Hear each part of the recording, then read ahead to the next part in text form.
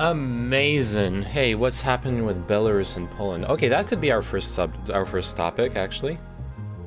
Let me just finish making my tea and we'll get right into it. I can do a little expose on that.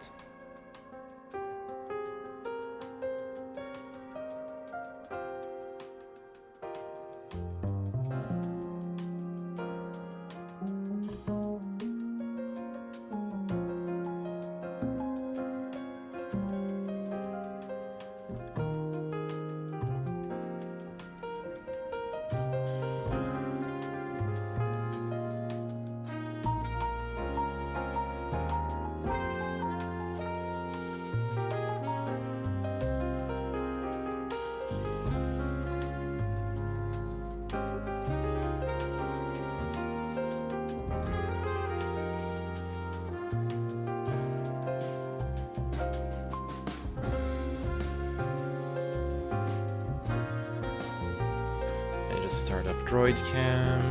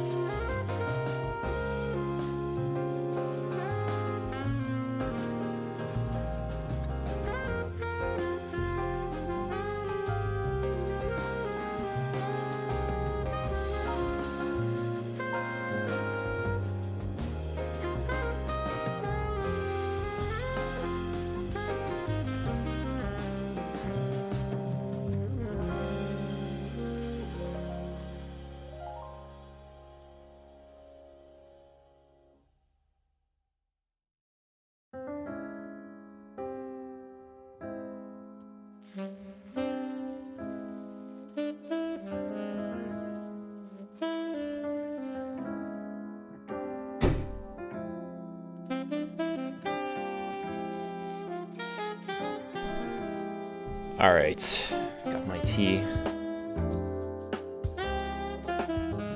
Hello, how's everyone doing? I'm doing good. Thanks for asking. Hello, how's it? Oh, fuck. Didn't forgot to mute the tab I monitor my stream in. All right, so you want to talk Belarus and Poland? I'll be honest, I don't understand quite what's happening on the Belarus side, but I can start off by explaining what's happening on the Polish side. Where is Beardman? And I shaved again. I shaved again yesterday to keep this smooth skin. Actually, you can see it's growing back. I think for a while I'll be shaving once every 2 days, something like that. Just keep that baby face, dude. I'm loving it. No. Oh shit, Bluetooth in chat. Oh my god.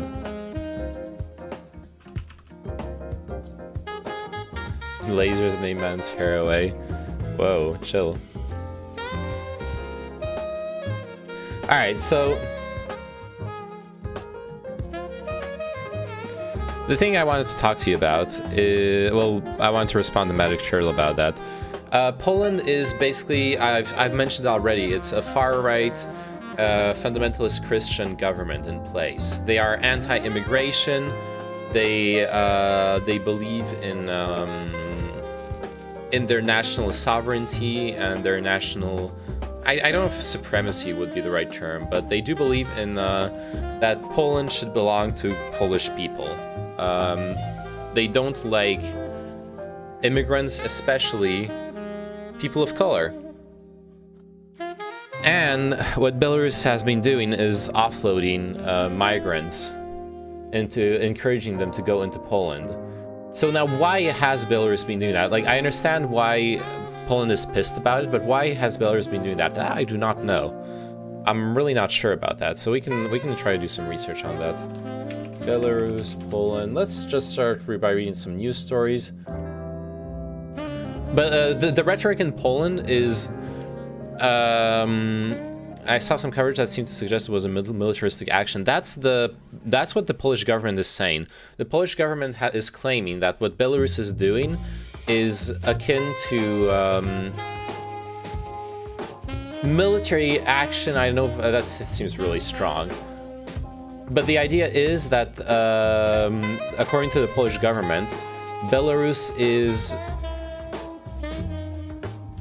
using the displacement of migrants into Poland as a threat, as a way of pressuring.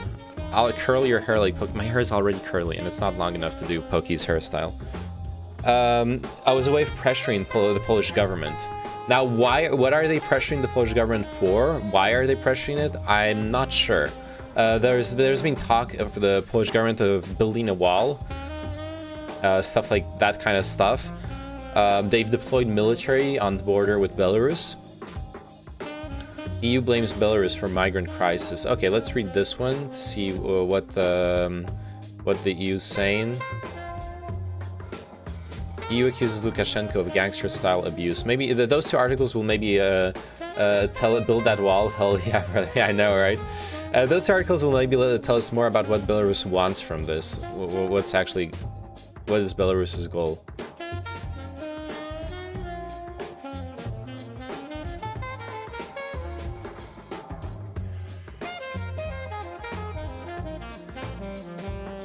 So, Poland has massed troops at the border, the European Union's eastern frontier, to keep migrants camped there from crossing into the country. Poland has massed... Oh, God.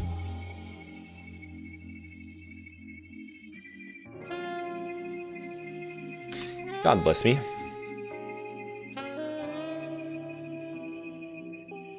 Oh, let me check something.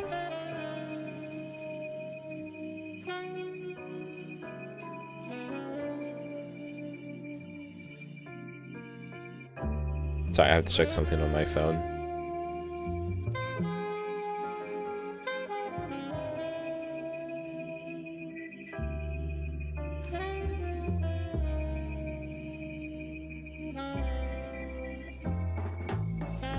Alright, Poland has massed thousands of troops on its border with Belarus to keep out the Middle Eastern migrants who have set up camp there, as Western officials accuse Belarus's leader of intentionally trying to create a new migrant crisis in Europe. Oh, so it's Western officials that accuse Belarus's leader of trying to create a new migrant crisis. It's not just the Polish government accusing them of that. The standoff along the razor wire fence separating the two countries has intensified a long simmering confrontation between Belarus, a repressive former Soviet republic, and their European Union, which includes Poland. It's true that in general, like Lukashenko, the Belarusian leader, is considered to be an authoritative, repressive leader. I don't know how far it ranks in the whole, like, is it a democracy or not scale, but Lukashenko, I don't remember looking into I don't remember like the specifics of Lukashenko's regime, but it does not have a good reputation. That's what I'm getting at. He looks like a Putin puppet to me. I don't know. We should look that up. But I don't know if he's just like local nationalism, or if he is actually a Putin puppet, as you say. I genuinely don't know. So regardless, sorry, I'm still on my phone.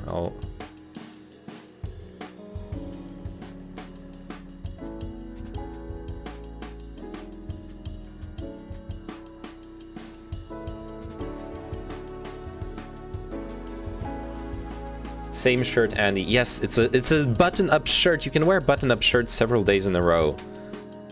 Like, you shouldn't wear them a whole week, but it's okay to wear them a couple days in a row. I'm not gonna have you make me feel bad for wearing it again, okay? This is yesterday's VOD, no stream today. Exactly, I'm just restreaming yesterday's VOD. You are correct. This is an illusion. Shirt shame. Okay, stop derailing me about my shirt. Is Lukashenko a Russian puppet? That seems like that's like a charged question. Belarus from neweurope.eu. Belarus Lukashenko may have to become a Russian puppet to suppress revolution. Yeah, that's what I thought. He's just a classic nationalist. And the thing is, Putin likes promoting and financing nationalists.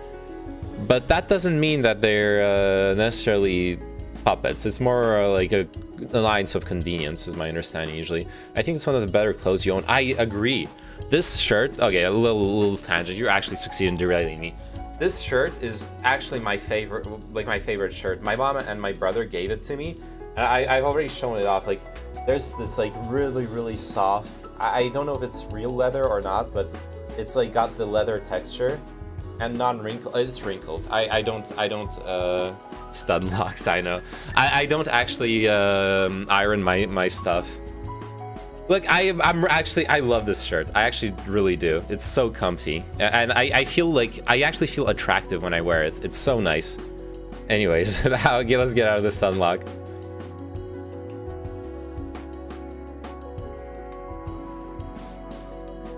The standoff along the razor wire fence. Western officials say that President Alexander Lukashenko of Belarus is allowing asylum seekers from the Middle East into his country by the thousands and then funneling them westward toward Poland and the EU, and has escalated that strategy this week. They say he is retaliating against sanctions imposed after his disputed 2020 election victory. The sharp increase in tensions has rattled European officials, with images of desperate migrants evoking the refugee crisis of 2015. The confrontation with Belarus, a close Russian ally, also raises new security concerns. EU leaders are scrambling to strike a balance between protecting the bloc's external borders and preventing a worsening humanitarian crisis among the migrants camped along the edge of the forest in freezing winter. Oh, true, it is winter as well. That is an important factor in this, for sure. The fact that it is winter right now is makes this really bad from a humanitarian perspective.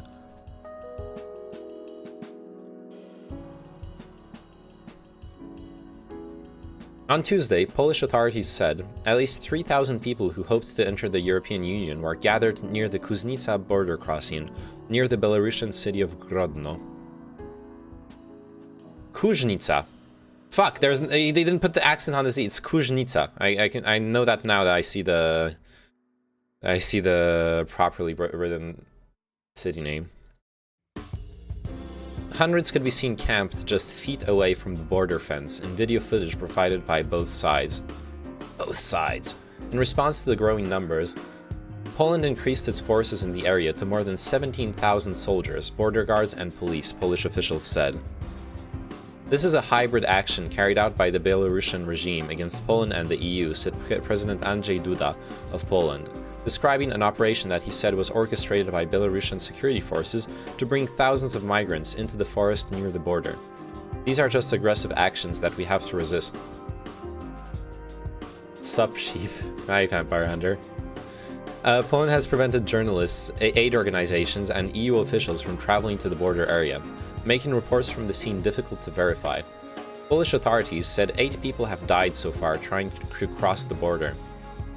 Human rights groups, including Amnesty International and the Helsinki Foundation of Human Rights, have accused Poland of illegally pushing migrants who had crossed the border back into Belarusian territory. Which, that is entirely believable. Still believing what your master's telling you, you quadruple vax? Please, okay. I have a new policy, Vampire Hunter. I'm not gonna let rando... Well, you're not a rando, you actually show up from time to time, but still. I'm not gonna let randos derail the conversation, okay? You want to talk about Belarusian Poland, like migrants between Belarus and Poland, you're welcome. If you want to derail me into like some stupid anti-vax shit, I'm like gonna mute you or something, okay? That's the deal. I'm becoming a better streamer, okay? No more. Well, I'm still gonna get stun locked and derailed, but I'm gonna do it more selectively, okay? LeMayo, you sheep. Okay. I bet you are vaccinated. I am double vaccinated, yes.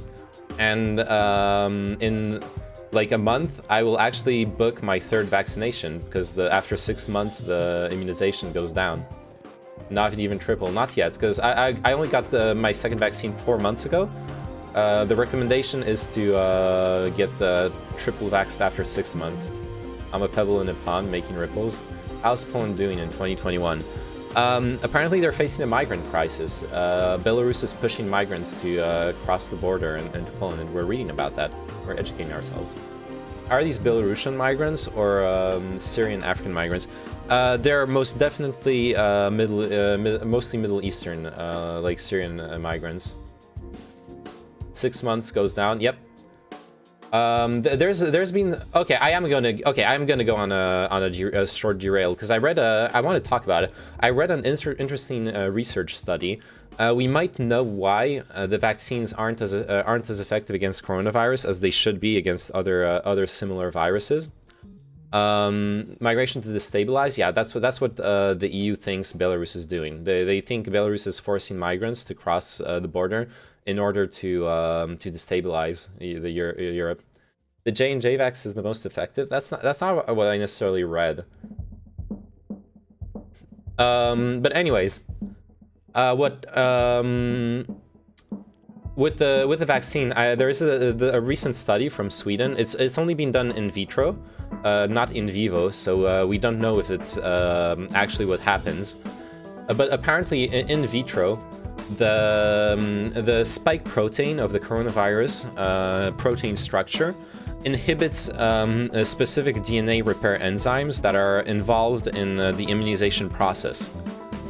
So what's been so they stumbled on this when trying to understand why coronavirus immunization, immune response in general is weaker than against other viruses. It's the main reason why coronavirus is dangerous and why coronavirus very strongly affects people with weak immune systems. And what they've stumbled upon is this: the spike protein somehow inhibits DNA repair enzymes when it's in our systems, and that slows down and impedes the immune response, which would also explain why the vaccines, which are composed of the spike protein, why the vaccines make us aren't as effective at immunization. Because if it's the spike protein itself that inhibits immunization, then the vaccine contains the very same thing that inhibits our immune system, while it's supposed to stimulate our immune system. So, like, it works, but less effectively than it was supposed to, which is really interesting. That's like my first time reading about that kind of mechanism in a virus. I'm a bit anti-boosters, but largely because I'm young and low risk. Yeah, that's understandable. I'm gonna take it. And anyways, we have like a strong vaccine mandate here. Like without the sanitary pass up to date, I can't go into restaurants and stuff. After everything is done and you all have been experimented on, maybe I'll look into a vaccine after all the kinks are gone. Well, the problem with this is so the vax gave you HIV? No. Well, first of all, you mean AIDS. And secondly, the thing is, the RNA and the spike protein leave your body after a week, 2 weeks maximum. After 2 weeks maximum, you don't have a trace of either the mRNA or the spike protein in your body. This is not a long-term immune suppressive effect. I think without booster, the severity is still low. And maybe, my understanding is, like I said, that after 6 months, the immunization goes down a lot. And the main thing, and at the end of the day, the main thing is Macron is probably going to make it so the sanitary pass requires, for right now, what he declared yesterday is that the sanitary pass requires a third booster after 6 months for at-risk people. So anyone older than 65 will need that extra third booster. And possibly, if the pandemic gets worse, he might extend the obligatory third booster shot to younger generations. In which case, I'll get it. Like, I don't care. I'll be sick for like 2 days and I'll be fine.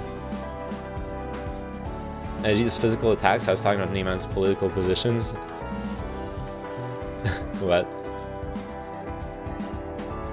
Yo, the keynote. I'd take a booster if it was mandated. Yeah. Triple vaxxed Andy, ask me anything. Yo, if you want to truly triple vax, I want to see you take all 3 different vaccines. Take the J&J, take the Moderna, take the Pfizer. Just mix all of them. Any idea of long-term risks? Well, I'm following vax streamers just to see how they are in 5 years. For now, there is very little evidence of possible long-term risks. Like I said, the stuff that the vaccine puts in your body disappears after like 2 weeks grand maximum, usually faster. If there are long-term effects, they aren't going to be different than long-term effects of catching COVID, because literally that's what the vaccine is. It's just a virus protein that to trigger an immune response. That's what all vaccines are, whether mRNA or traditional. So that doesn't mean that long-term effects cannot happen. I'm not going to pretend that that's impossible to happen. I know a lot of like pro-vax people like to pretend and make it ideological. I'm not gonna lie to you. Heart risks already public. Yes, but those aren't a long-term thing. It's like you either get it or you don't. You either get those heart risks, those blood clotting issues when you get vaccinated, or you don't. And they're extremely rare. Absolutely, they're extremely rare. You have to understand, conventional vaccines that you already took also have extremely rare but serious side effects. Those are things that happen with medication. All medication can have serious side effects. All that you do is you make a calculation, a cost-benefit calculation. You compare the risks, the costs, to the benefits. And with coronavirus, the problem is I think a lot of people ignore the costs of not getting the vaccine simply because they're young, they're less at risk. But the reality is, with immunization, you need everyone. You need everyone to go for it who can. Go back to Belarusian migrants. I will. Yeah, we're done with this derail. I also think those percentages apply to going outside and breathing the bus fumes. Risks, COVID already low risks, 98% survival. Yes, but that is not what affects. That is not the only factor that affects the lethality of a virus, because COVID is extremely virulent in its transmission. It spreads very, very well. That means that even a 98% survival rate still means a lot of people die if we don't put in a reasonable effort to stop it.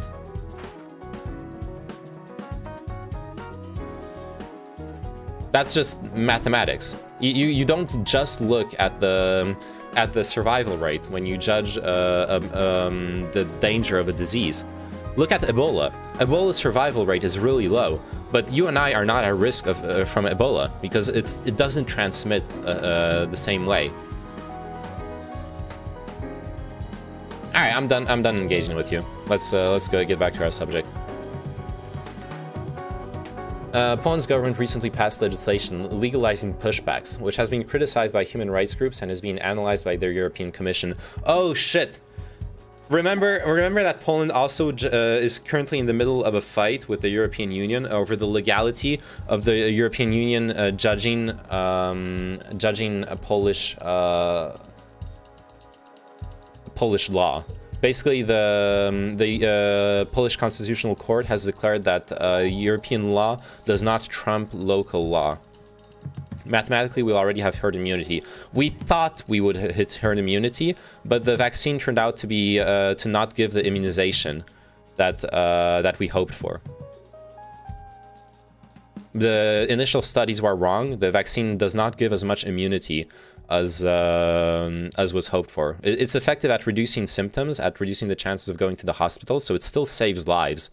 It literally does save lives, but it does not stop the spread of the disease, unfortunately. That's the truth. I'm not gonna lie to you. No sense in trying to convince people not to take the vax. Yeah, that's true. That is actually really dumb. Yeah, like I don't care about convincing you to take the vax, but I don't understand why you care about convincing like me not to take it. I don't know. It's weird, champ.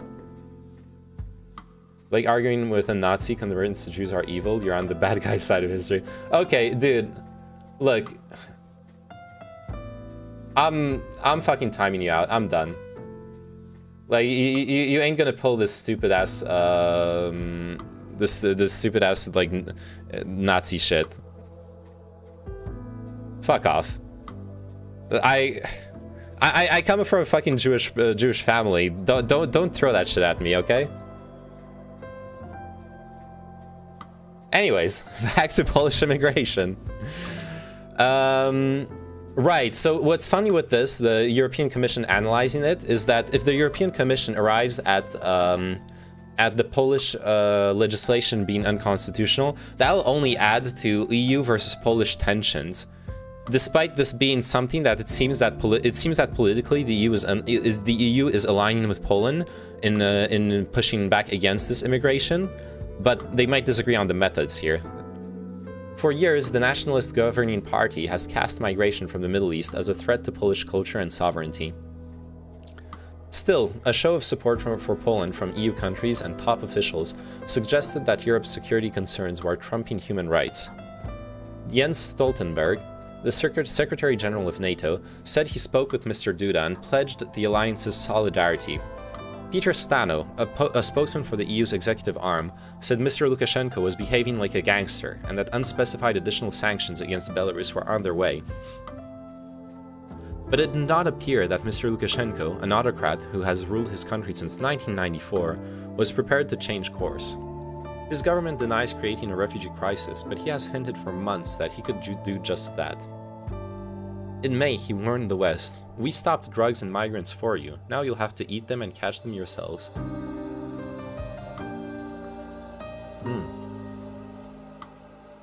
Okay, so that's also an interesting statement, because, like, then it kind of makes it obvious. Lukashenko knows what he's doing. He is doing this on purpose. This is not an accident. This is not an incident from other internal Belarusian policies. He actually wants to dump migrants into the EU.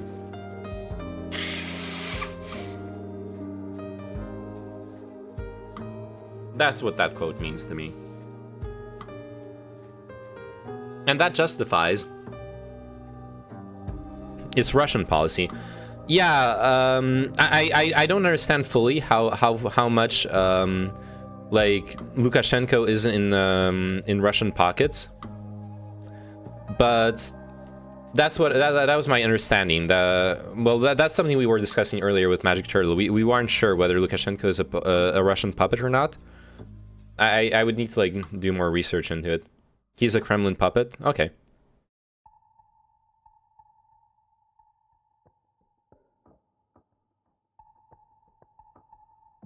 Until recently, migrants were scattered the length of the border, but now Belarusian authorities are collecting them at the Kuźnica crossing, said Anna Albath of the minority rights group in Poland. On Tuesday, Belarus's border service released a video showing a tent camp squeezed into a narrow strip of land just a few yards from a line of Polish security forces in white helmets. The video showed a low-flying helicopter, military vehicles, and a water cannon truck on the Polish side, and a thicket of tents and smoky bonfires on the Belarusian side. "We have not seen any violations of the law by the migrants," said Ivan Kubrakov, the Interior Minister of Belarus. "As a hospitable country, we're always ready to welcome everyone. We're always ready to welcome everyone and then push them against the border of the neighboring country." A very interesting way of welcoming people. A video posted by the Polish Ministry of Defense on Monday showed a crowd of people trying to break down the razor wire border fence with long sticks. God, I have like my sinus is stuck. It's so annoying, especially when talking. "There's not enough water and food," the Belarus Border Service said in a statement, describing the people in the camp as mainly Kurds. Oh, there you go. Someone was asking who it was mainly. Apparently it's Kurdish people. The situation is complicated by a significant number of pregnant women and infants among the refugees. EU officials said they were analyzing air traffic to Minsk, the Belarusian capital, as potential evidence that Mr. Lukashenko was effectively orchestrating a flow of migrants towards EU countries. The timetable for the Minsk airport, effective October 31st, shows at least 47 scheduled flights per week from Middle Eastern locations, compared with no more than 23 flights per week on its previous schedule. The additional flights include a new daily route from Damascus on an Airbus A320 operated by the Syrian airline Cham Wings. Kurds just get used and abused by everyone, it seems, yeah. Winnipeg, but the internet told me it's mostly men that are coming. Yeah, that's a classic like anti-immigration talking point. As far as I know, demographically, it does check out. But that doesn't mean that there aren't women and that there aren't kids with them, obviously. Especially if they're coming by plane. My understanding of the migration waves is that when they're coming over land or overseas, where it's a lot more dangerous, then it will usually be mostly men. But if they're coming by plane, if this allegation checks out, then obviously it's a lot safer for them to migrate. Travel agencies in the Kurdistan region of Iraq, where many of the migrants come from, have been offering packages that include visas to Belarus and airfare either through Turkey or the United Arab Emirates for about $3,000. Hey, someone's making bank off of this. There's always someone to make money off of human misery, you know? Amazing. Mr. Stano, the EU spokesman, said officials were monitoring flights from around 24 countries that are ferrying migrants into Minsk, including Morocco, Syria, South Africa, Somalia, India, Sri Lanka, Algeria, Libya, and Yemen. The European Commissioner for Home Affairs, Ylva Johansson, said the EU was stepping up... Oh, let me skip this song. This is weird. Yeah, but it is also not surprising that you see more men in all those pics. You won't see many Middle Eastern men send their wives up to barbed wire and armed soldiers. True. That is a very true, fair point, absolutely.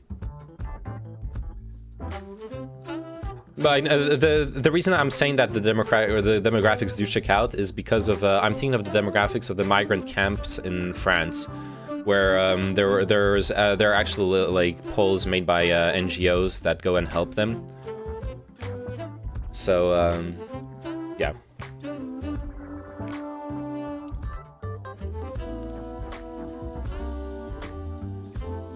But yeah, obviously, like you're saying, you're not going to make your pregnant wife go up to the barbed wire and try to take it down. Our urgent priority is to turn off the supply coming into Minsk airport, she said in a tweet. How do you do that, though? You like, if Belarus decides to take them in, they can do that. You can't really intervene in a foreign airport, right? The EU's standoff with Mr. Lukashenko has been intensifying ever since he crushed street protests against election fraud last year. Mr. Lukashenko claims the West is trying to topple him by supporting the opposition and has imprisoned thousands of dissidents and journalists, while many others have left the country. They could deny landing to those flights, couldn't they? Well, no, because the only person who can deny landing in Belarus is the Belarusian government, right? Belarusian government. Like, it would be tantamount military intervention, as far as I understand. Maybe I'm misunderstanding, but I think it would be tantamount military intervention to send like jet planes to stop commercial flights coming into like do an air blockade on Belarus. I think at best the only path I see to accomplishing that is to open the diplomatic channels to Syria, to Iraq, to all those other countries, Libya, etc., and ask them to cut off flights to Belarus. But you would have to go through every single country one by one, and they would have to be willing to work with you on this.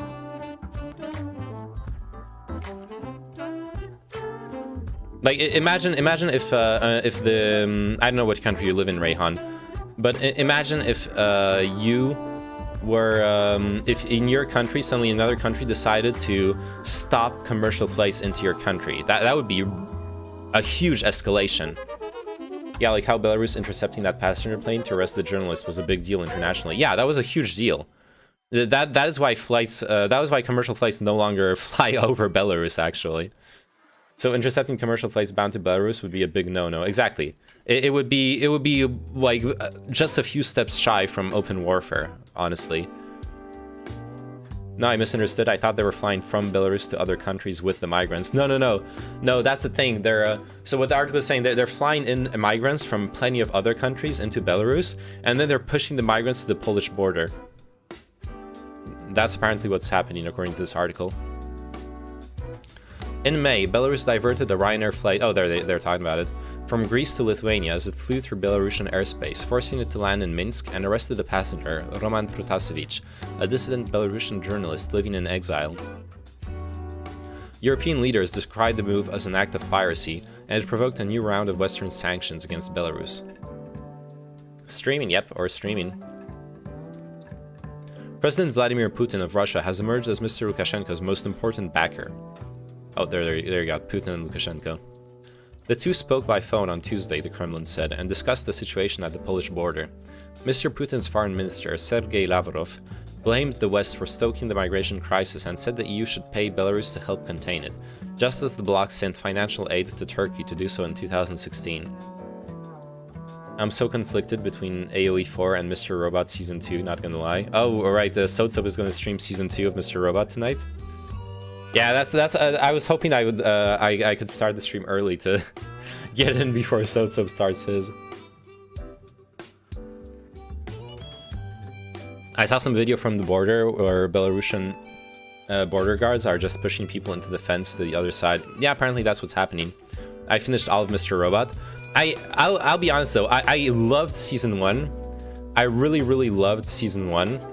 But I never, I watched the first episode of Season 2. I thought it was cool. Like, the monologue at the start of the first episode of Season 2 is awesome. And then, no spoilers.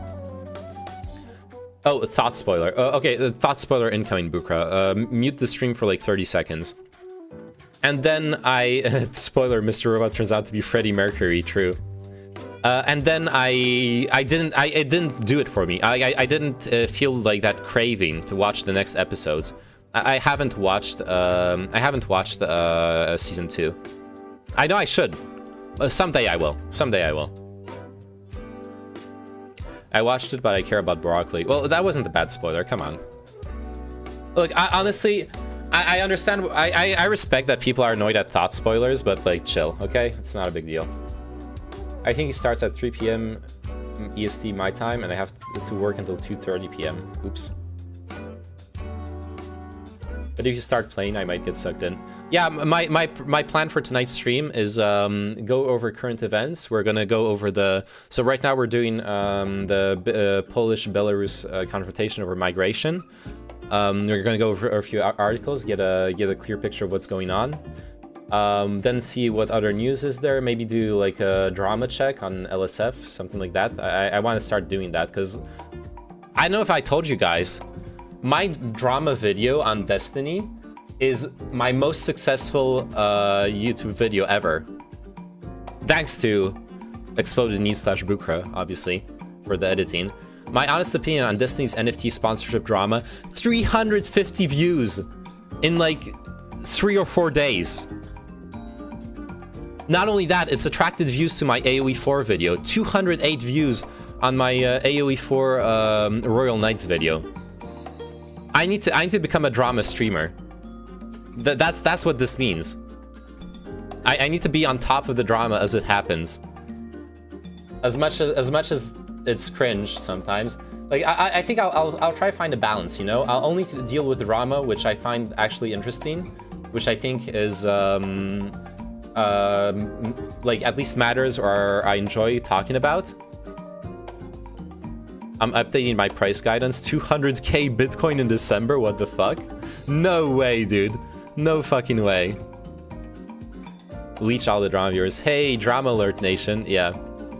So I'm gonna try to incorporate checking LSF. Oh right, this is my never mind. Like checking LSF, checking out what's going on from time to time, so I can keep on top of that stuff. You know what I mean? Make sure that if there's a drama that is interesting, that we can like make a video about it.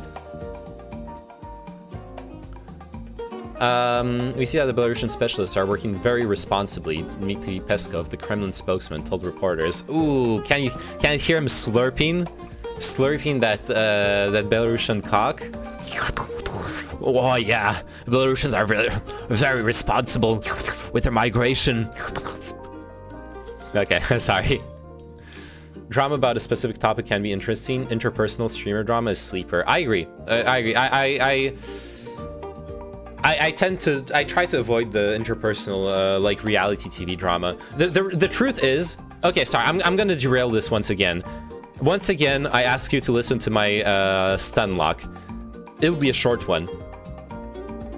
You know how if you, I 100% guarantee you, if you ask most people on LSF,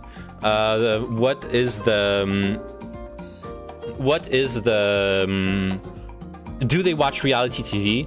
They'll shit on reality TV. They'll be like, it's stupid, it's stupid shit, or like the magazines about TV personalities, stuff like that. That's like normie stuff, blah blah blah. And then LSF is literally reality TV for people who watch streams. It's literally just that. It's the latest drama, the latest he said, she said, blah blah blah. I hate reality TV, but I like XQC reacting to it. What's his name? Parasocial relationships. Dude, I cannot fucking watch another Miskiff clip. I'll be honest, I've watched Miskiff clips from time to time. I don't really get why people like him. I don't get it. I've never seen him do something that made me go like, wow, yeah, this guy is actually really entertaining. I understand why XQC is entertaining. I understand why Ludwig is entertaining. I understand why Hassan is entertaining. I don't understand why Miskiff is entertaining. Because he's a literal man-child. Okay.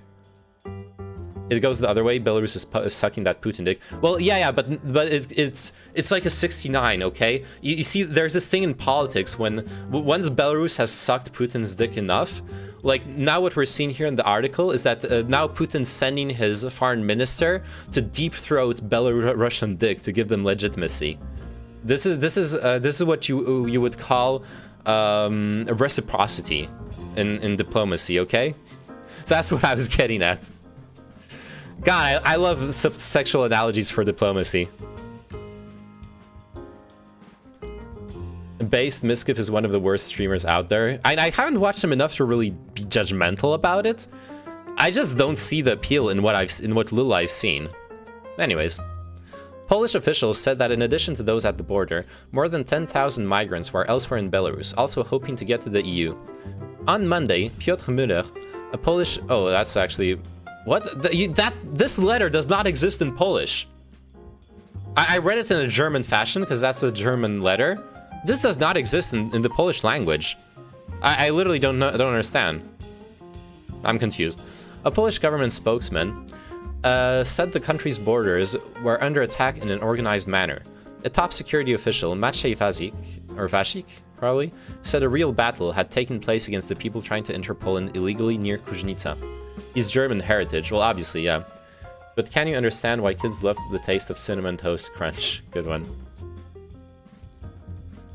The standoff comes at a particularly difficult moment in Poland's relations with the EU. That's what I was saying earlier, yeah.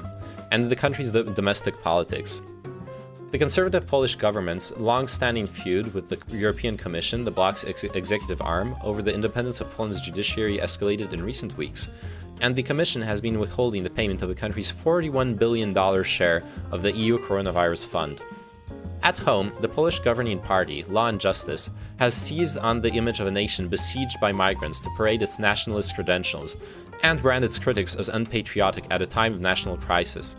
Both the opposition and nationalist groups that support the government are scheduled to rally in the center of the capital on Thursday, Poland's Independence Day. That'll be interesting. Nationalist and opposition groups, they'll be fighting. Why are they withholding it?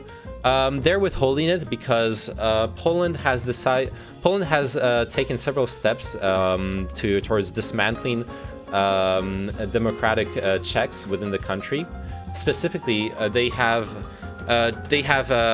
changed the rules over the constitutional court, allowing them to stack it.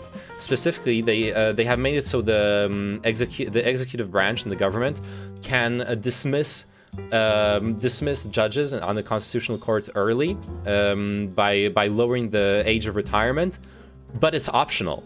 So judges that they agree with, they leave on the constitutional court. Judges they disagree with, they force to retire early. So the EU has recognized this as an attack on the separation of powers, with the executive controlling the judicial branch. They have similarly, they have a council that leads the judicial branch that is composed of before a reform of the judicial branch, That council was composed of 25 judges, elected by judges from within the community of judges. That has been reformed to be a council of people decided on by the... I don't remember if it was by the executive branch or by the Senate. I don't remember anymore. But once again, weakening the independence of the judicial branch, making it subject to political motivations and, well, politics. They're directly subject to politics. And there was one... oh yeah, they've been dismantling the freedom of the press by making it so that the leaders of key TV channels and printed news are appointed by the government. And again, in the judicial reform, they have also what on paper looks like just a reform. They have also made it so that they can fire a bunch of judges while moving other judges around. And they have been accused of doing that for to stack courts with the judges who are far right in their favor. So the EU, because when you subscribe to the EU, you are basically signing a contract that you are and will remain a democratic country that maintains and upholds principles of democracy as described in the Copenhagen something. I forgot the name of it. And those credentials are based on respecting human rights, on respecting the separation of powers, the freedom of the press, etc., etc. And on that basis, the EU has found that Poland has not been respecting the contract that they have signed when they joined the EU. Poland, on the other hand, as being led by a strongly nationalist and government, they argue that the EU is encroaching on Polish sovereignty, and they've been saying that they aren't willing to compromise on their sovereignty.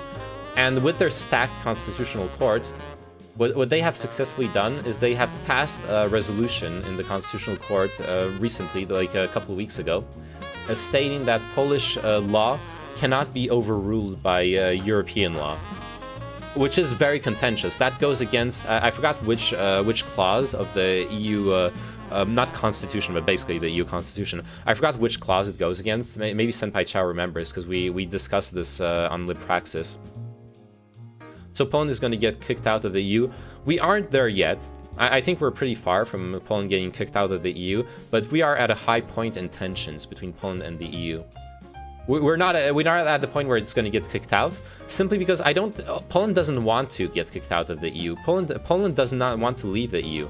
Poland is one of the countries that gets the biggest benefits from the EU. Like, look at it, $41 billion. If Poland wasn't fucking around with stupid-ass laws, Poland would get $41 billion, almost no strings attached. What, the strings attached are stay a democracy? Is that really that fucking hard? I don't think so. So, like, Poland's stirring up shit, but I don't think we're waiting to kick Hungary, yeah. Honestly, Hungary deserves to get kicked before Poland. I think the EU also doesn't want to give up the political influence in Poland. Absolutely not. Plus, it would honestly go against the will of the people in Poland. People in Poland don't want to leave the EU, according to the polls I've seen at least. Nullifying a union's law is step one to secession. It is. It is, Magic Turtle. It is a really big escalation in the conflict between Poland and the EU. But I don't think I think it's a game of chicken for now. I don't think Poland is willing to leave the EU. Poland would lose so much. You have to realize Poland is the greatest winner in joining the EU out of all of the probably out of all the Eastern European countries. It's helped the Polish economic development so much. Between the expansion of its tourist industry, Poland has always been a target for tourism from Germany and neighboring richer countries, but being part of the Schengen space is a huge boost to that, obviously. But not only that, Polish agriculture is getting EU subsidies, and Polish is a country that has a really, really strong agriculture. It's still got a very, very strong agricultural economy. Carrefour on every corner, yeah, the European multinationals, it being part of the European free market, and vice versa, Polish workers being able to go work without a visa in every European country, send money back to Poland where the cost of living is lower. Poland saw Brexit and thought, yeah, we can one-up that, yeah. Like, Polish people and Poland as a government benefit so much from the European Union, it would be insane to leave. Now, to be fair, that's what people were saying about the British as well, but the British are a much stronger country by themselves. Even if they probably were stronger as part of the European Union, they still are okay outside of the EU. Like, once they get their infrastructure sorted out, their customs and all the weird dumb shit they're going through right now, they'll probably be okay. Like, they have a strong economy. They have they're gonna be okay. They would have been probably better off staying in the EU, but it's not gonna hurt them that much. Poland would hurt them. The loss of the subsidies, all that money, all that investment would directly hurt Poland. I think, on a much more than the Brexit hurt the UK.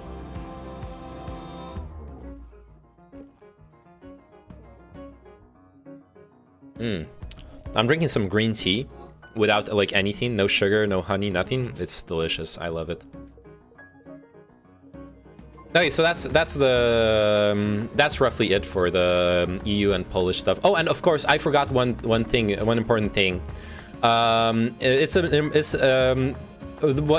important part of why the EU is pissed after Poland, even though it's not a strict like legal thing. Poland has been on that anti-progressive tip, LGBTQ free zones, repressing LGBTQ people. There's this LGBTQ activist who's a trans woman who was sentenced to jail for. Wait, LGBTQ free zones? You haven't heard about that? So it's like a bunch of backward ass small towns in Poland with that small town mentality, you know, like small town racist homophobic people who have decided to declare themselves LGBTQ free. And it's also part of the government propaganda. The government has this party line of propaganda, which is that the LGBTQ lobby is infecting universities, is trying to turn our children into like trans, all that stuff you hear from conservatives, except that in Poland it's the government that's shilling it directly to the people, and the government-controlled media is obviously working as an amplifier to those messages. They've even associated ecology with LGBTQ. There was this ad campaign against preservation of the forests, where they said that they basically said that like protecting trees is gay. That was like an ironic ad campaign in Poland, financed by the party. Do they have a ban on LGBTQ imports, music, art? They don't, but they're sure pissed about it. Like, and it's all like basically, it is a very urban versus rural thing. Like when I was in Warsaw, I did see people have like rainbow flags flying out of their windows. It's not like Poland is majoritarily homophobic, but there are areas in Poland where you probably would get beaten up. Sent to the hospital if you're a dude and you kiss your boyfriend in the street and you like hang out, like people may just come out and beat you up. Honestly, that's something that can actually happen. That's something that happens in Russia. Eastern Europe in general, sadly, has a well-deserved reputation for homophobia and Christian fundamentalism in general. Oh, and finally, Poland has also passed anti-abortion laws. Just a month ago, a woman who could have been saved by aborting her aborting her fetus that was already dying. It was a malformed fetus, but the doctors were scared of operating on her because if they killed the fetus, they were liable to go to prison under the new anti-abortion law. So she had to die, and then obviously the fetus died as well. So their anti-abortion law has already made a victim.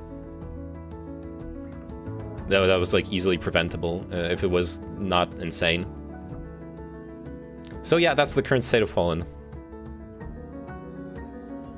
Politically. Belarus migrants. EU accuses Lukashenko of gangster-style abuse. This one's from the BBC. Oof. Yeah, it's a big oof. The European Commission has accused Belarus's authoritarian leader of luring migrants with the false promise of easy entry to the EU as part of an inhuman gangster-style approach. At least 2,000 migrants are now at the Belarus border with Poland. Upon arrival, they are being pushed to the border and forced to make an illegal entry into the European Union, said Commission spokesman Peter Stano.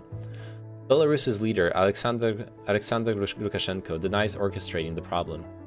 EU and NATO members, Poland, Lithuania, and Latvia have all seen a surge in the number of people trying to enter their countries illegally from Belarus in recent months. Many are young men, but they include women and children, largely from the Middle East and Asia. Poland has seen the most arrivals, especially around its major border crossing at Kuźnica. Migrants have described how Belarusian authorities seized their phones and pushed them towards the border fence. Oh, so this is the fence, by the way.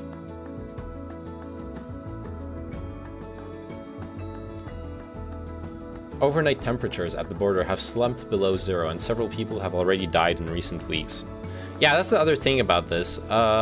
It's winter. It's gonna get colder before it gets better. Those people are in danger.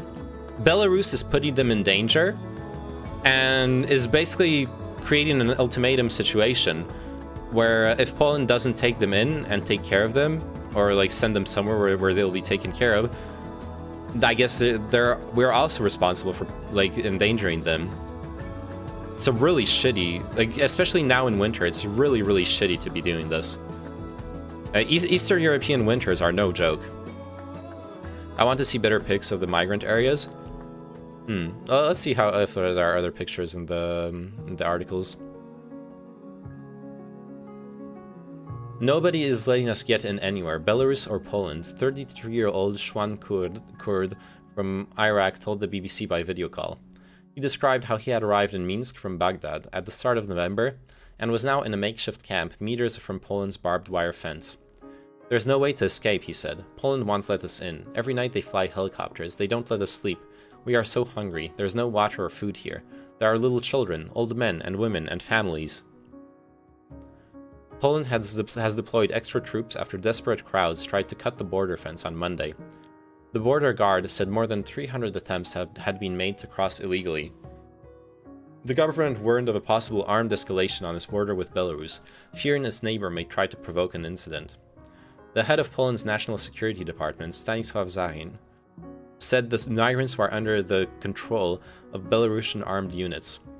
Belarus wants to cause a major incident, preferably with shots fired and casualties, Deputy Foreign Minister Piotr Wawrzyk said on Monday. I don't know if that is true, though. Maybe.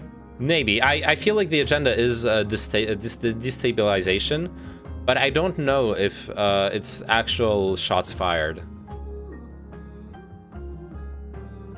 The EU, NATO, and the US all say Belarus is orchestrating the problem. Brussels accuses Belarus's disputed leader, Mr. Lukashenko, of provoking the influx in retaliation against EU sanctions. Those sanctions were imposed after Lukashenko's widely discredited re-election in August last year and subsequent crackdown on mass protests.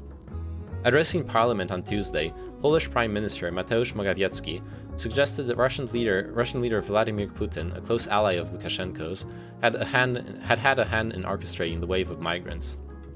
In an interview with the Belarusian state news agency, Lukashenko said he wanted to avoid any military escalation on the border which could draw Russia into a conflict.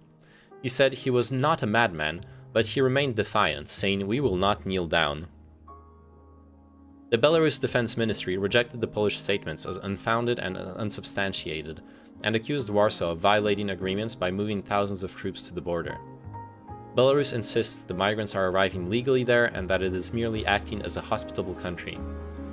Russia has praised its allies' responsible handling of the border row and said it is watching the situation closely. Okay, that looks bad. This paints a different picture of what's going on. Like, Russia looking closely at the border row, maybe looking for an excuse to intervene. That's stressful. Later on Tuesday, Lithuania declared a state of emergency in its border region with Belarus, the first time the Baltic nation has done so. Lithuania's Interior Minister Agnė Bilotaitė said this was a precautionary measure taken in response to events on the Belarusian-Polish border. The measure was backed by MPs and will come into force at midnight, imposing restrictions on movement in the border region.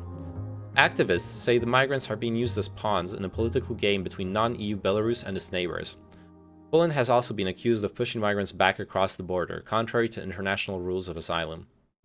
The EU and Refugee Agency's spokesperson, Szabia Mantu, said that it was very worried by the latest scenes. Using refugees, asylum seekers, and migrants to achieve political ends is unacceptable and must stop. I agree, but the UN is not going to do anything about that. Seems like Belarus is trying to get Poland to retaliate. Possibly, yeah. Or to fuck up in some way. It's so disingenuous. Like, Putin, Kremlin praising Belarus for properly handling the situation when they're just creating camps of tents in winter alongside a barbed wire fence where they have no food and water. Fucking insanity. BBC correspondent Nick Beek, who is near the border, says Polish authorities are strictly enforcing a state of emergency in the area. It means independently verifying what's happening in this escalating migrant crisis is difficult, he says. The European Commission is now looking to extend sanctions to include third-country airlines involved in flying migrants to Belarus.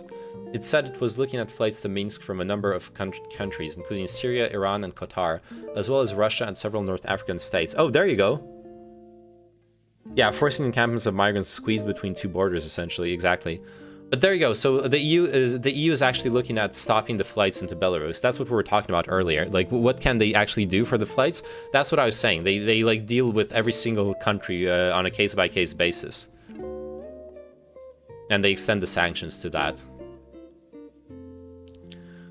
Germany on Tuesday urged the EU to take action to help Poland secure its borders. Lithuania has also moved troops to its border with Belarus to prepare for a possible influx of migrants. Yeah, Lithuania has a huge border with Belarus. And Latvia up here.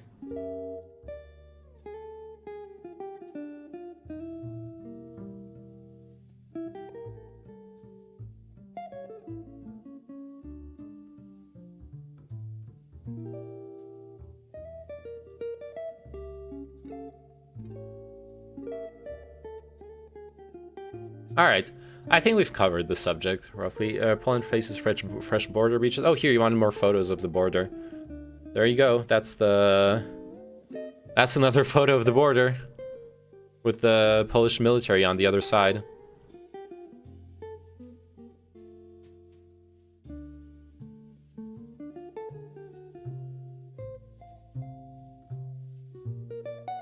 Aid agencies are only able to help migrants who successfully cross the border into Poland and get beyond the immediate zone.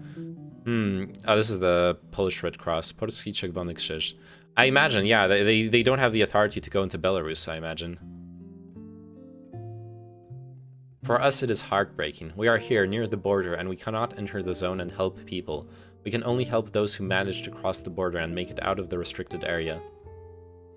Jeez, that's terrible.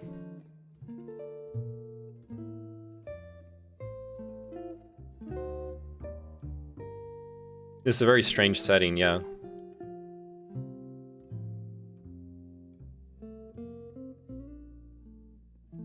Speedrun. GDPR. Cookie options. Let's go. Służby białoruskie zastraszają migrantów, oddając strzały w ich obecności. So this is a tweet from the official Polish defense a Twitter account saying that Belarusian soldiers are scaring migrants towards the border with shots. Let's check the video out. Tomek.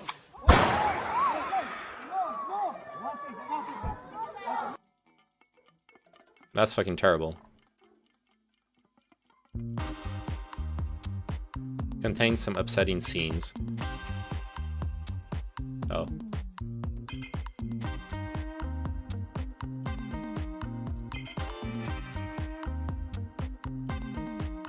Don't know if I'll be able to like actually play the Every day we come into Poland and they send us back.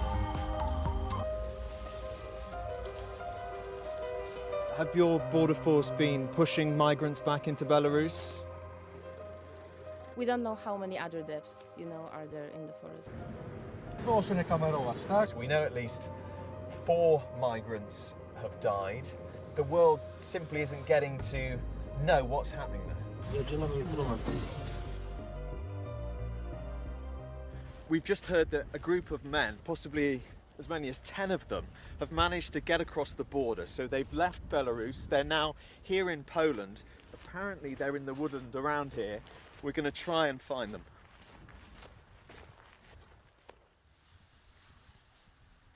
The men we meet thought they were going to die, here in the freezing forest. Kelly and his brother Owen are from Nigeria. They claim they've been pushed back and forth by both Belarusian and Polish border guards for the past 3 weeks. We are playing us like a football. The Belarus will beat us, push us to Poland. The Poland will catch us, beat us, push us back to Belarus. These 10 men say they'd flown to Belarus from various countries with the promise they'd be able to travel on to a neighbouring country in the EU. They threatened us by their gun. There was a time they released a bullet. We're scared. We don't want them to shoot us. EU countries put economic sanctions on Belarus after a crackdown on political opponents. Now they accuse it of sending migrants their way in retaliation to try to destabilise the region. 21-year-old Magellan from Cameroon explains how the Belarusian forces led them to the Polish border. They take us at night, around sometimes 8 o'clock, sometimes 9 o'clock, 12 o'clock. They monitor the Polish police across the border. They tell us this way, there's no Polish police. So they will tell us we must cross those wires. So we creep, we crawl under, and then while we go inside, maybe if the Polish police happens to see you, they will take you back. We can see a lot of people here are not in a good state. Apparently a doctor's on the way, but also the border force are on the way, so it's not clear what's going to happen to these men.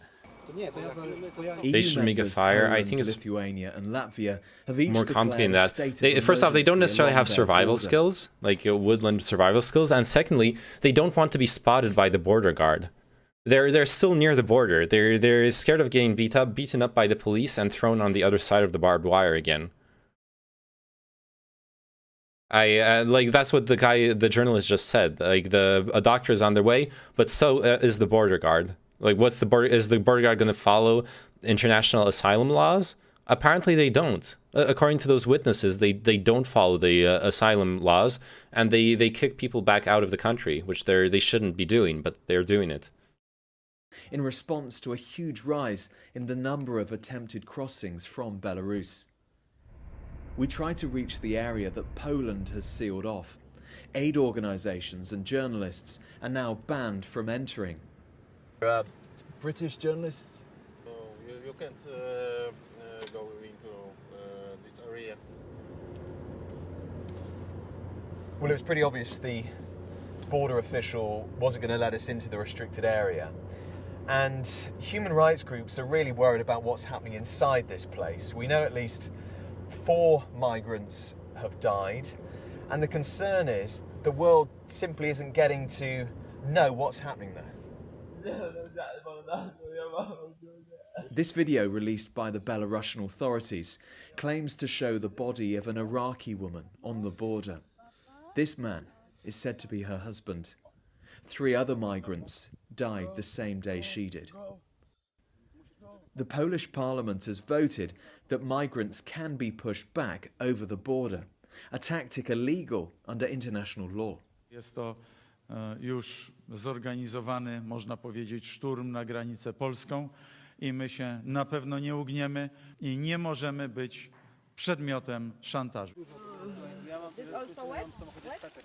We're back in the forest. Another young man stumbles across the group. What the fuck is happening in Poland, Jafar dude? is a 20-year-old from Iraq. I know. He says he hasn't had food or water for 3 days. Damn, 3 days without water, that's...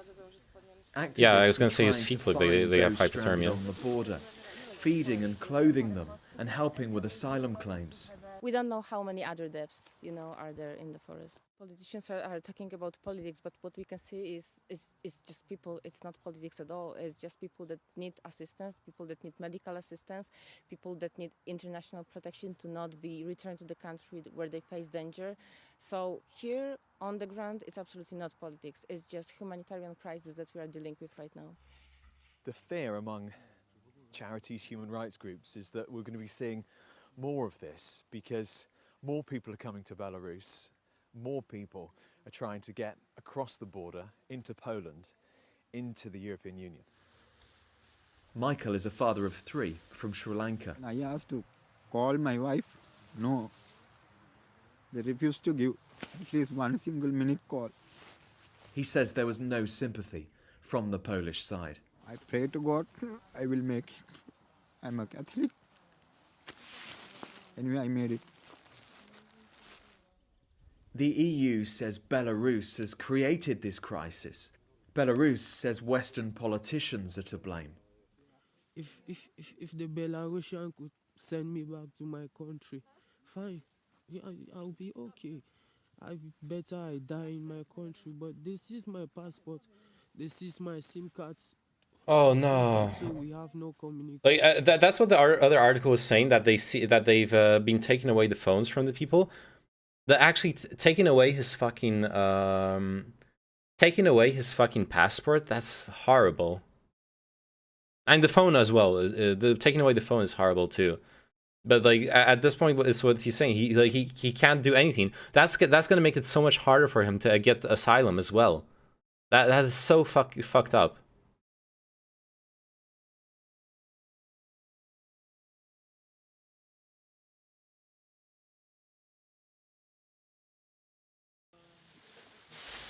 The Polish border guards, assisted by armed troops, begin to clear the area. And so have your border force been pushing migrants back into Belarus?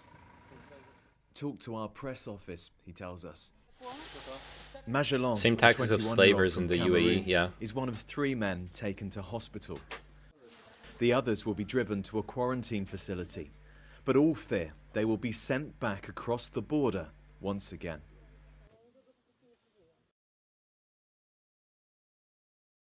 That's really fucking depressing.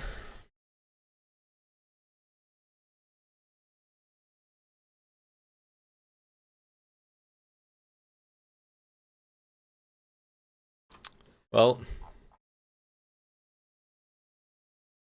all right, let's check out what other news is there. Do not sit on your hands, Boris Johnson tells COP26. It's fucking virtue signaling.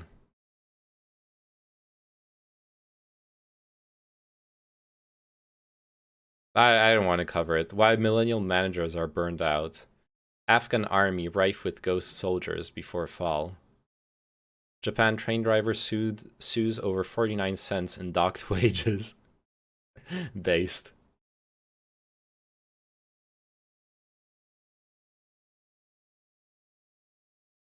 Stunning rural cabins around the world. Wow. That sounds like great clickbait. Sports. I don't care about sports. I just want to see the news. Clinton aide on laptop that may have lost the election. Accused US teen takes stand in his own defense. Kyle Rittenhouse, 18, broke down in tears as he told the court he shot 3 men in self-defense. The Taliban in full control out there. Yeah, the Taliban fully controlled Afghanistan, of course. UN refuses to rectify them, though. Well, I think we're back to that part of history where all of our countries pretend that nothing's happening in Afghanistan and that we stop caring about Afghanistan. until something happens to us related to Afghanistan, and then we'll suddenly start caring about it again. But we're definitely in that phase of history where it's like, no, not everything's fine. No, it's Taliban, but how bad can it be? And you know, it's their self-determination, or I know it's saying that, but you know what I mean.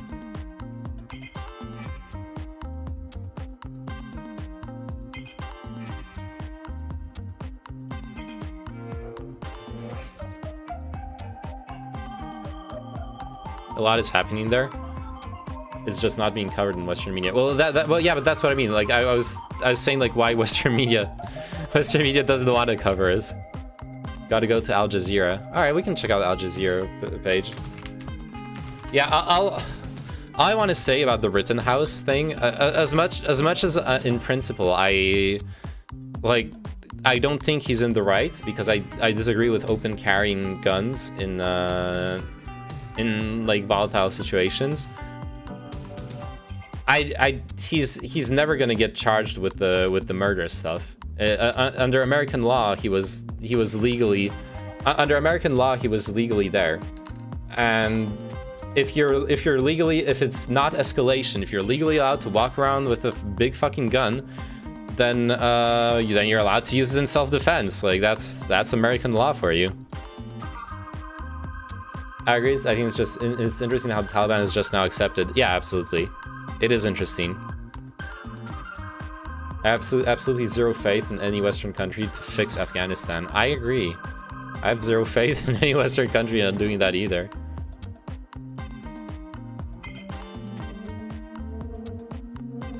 Alright, UN says Ethiopia detained 72 drivers working for the WFP.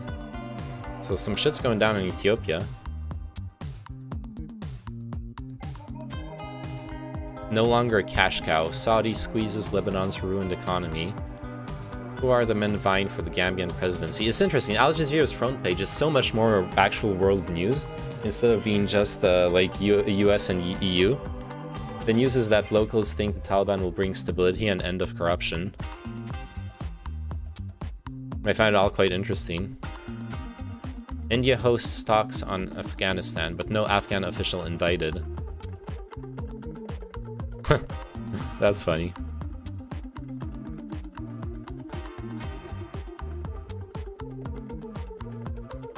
Alright, let's search like Afghanistan here. Or just like Middle Eastern news.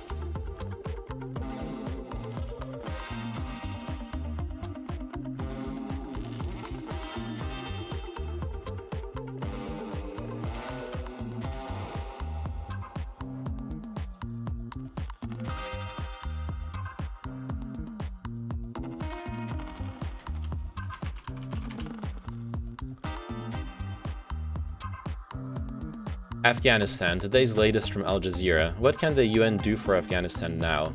Given the reluctance to recognize the Taliban government, the UN can play a central role in mitigating the Afghan crisis.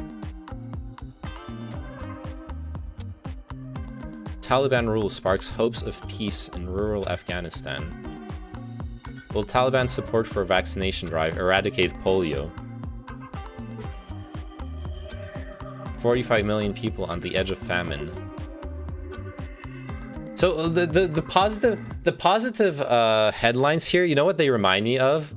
They remind me of that. I don't know if I can find it again. There's that Times cover with or like article with Osama bin Laden in it from like the late 80s, and it's like the Taliban, a group of mujahideen,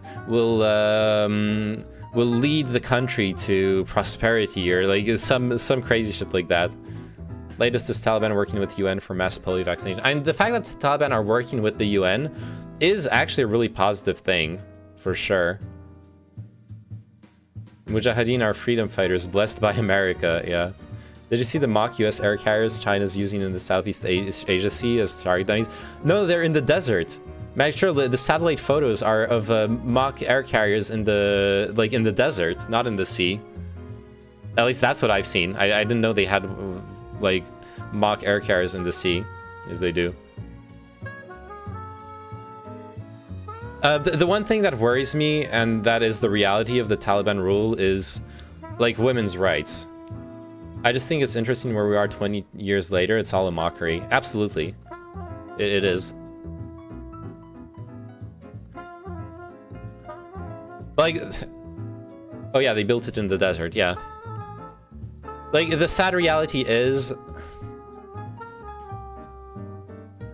the US did more to radicalize Afghanistan than Osama bin Laden. That's of course the Taliban is psychotic, yeah. Alright, let's check this one out. Will Taliban support for a vaccination drive eradicate polio? Oh, this is an actual video. Is it impossible for them to modernize? Well, the problem is, I actually read an interesting book that's partially about this. It's I've talked about it before on stream. It's called Murderous Identity. Well, the translation is not Murderous Identities. Amin Malouf Identities. Oh yeah, in the name of identity, violence, and the need to belong is the English translation. I highly recommend this book. It's written by a French-Lebanese author, who usually he's a fiction author, but he decided to write an essay on identity, and specifically he reminisces on his own identity as someone who's both from the Middle East and Western.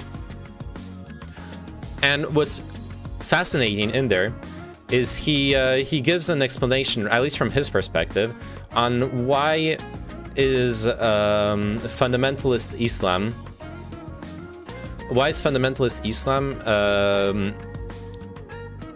Luddite? Why is it against modernization, against westernization? And it's because the experience in the latter half of the 20th century has been that modernization has always been accompanied by westernization, has always been accompanied by Western imperialist interests. In fact, he even presents the case of Egypt as an example of what happens to an Arab country, to a Muslim country, when they start actually developing a modern economy, when they start being a potential competitor. And when you start being a potential competitor, when you actually do the things right, the way the West wants you to do, developing your economy, developing your industry, modernizing your society, then what he describes is that the EU banded together to sabotage the Egyptian economic growth. At least that's what is believed. So most people who in the Middle East and Asia who've been hurt by Western interests don't have completely reject modernity because it's part of a package that fucked them time and time again. So their belief is, why should we trust you? Why should we trust you this time? You already offered this to us, and you first off you use this to take control of us, and then when we actually started having prosperity, you felt threatened, and then you attacked us. So why we were just gonna do things our way? If you look into Salafism, much of the original movement was explicitly non-political, and they only became politically activated when nations started invading and interfering in their political process. Sort of plays into what you're saying, I think. Yeah, I think it does play into that too. Absolutely. So you end up with and what's interesting in this book is that Amin Malouf really insists on fighting back against this idea that Islam is regressive. It's not that Islam is regressive, it's that extreme Islam is reactionary. It's reacting to the harm done to Muslim countries in the 19th, 20th century by fighting back against anything that's perceived as Western. And modernization has been associated with westernization, yeah. So it's like a few more steps. It's not that they're against progress within their society. What the fuck? Illisium is streaming? Extreme Islam. Gamer Islam. What the fuck is Illisium streaming? Be kind, I like the ban. Real Illisium stream, what the fuck?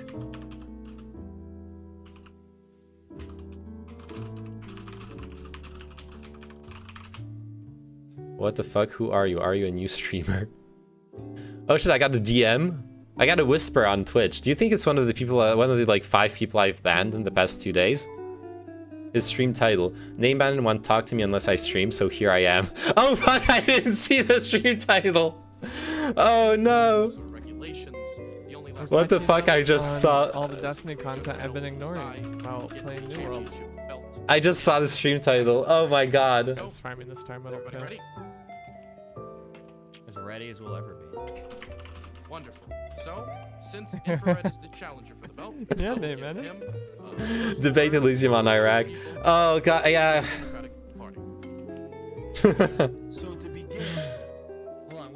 Okay.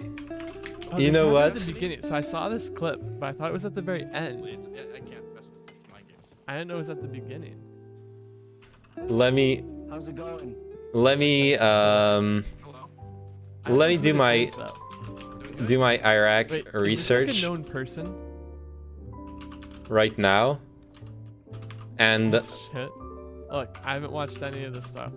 I'll hit you up. Having context. Who is this person? Like I saw this clip as the meme, but I have no idea who they were, and it was like really awkward. I'm sure it was supposed to be funny. Oh shit, I'm VIP in his stream, Poggers. Hinkle? Oh, that's what you're saying. I understand. Okay, that was the name. Stop bullying people. I'm not bullying him. Are they like a politics? Well, I am bullying him, but he never deserves to be bullied. Am I supposed to know them? Alright, I'm gonna let him... this isn't Jump King, true. Alright. Let me check out my DM.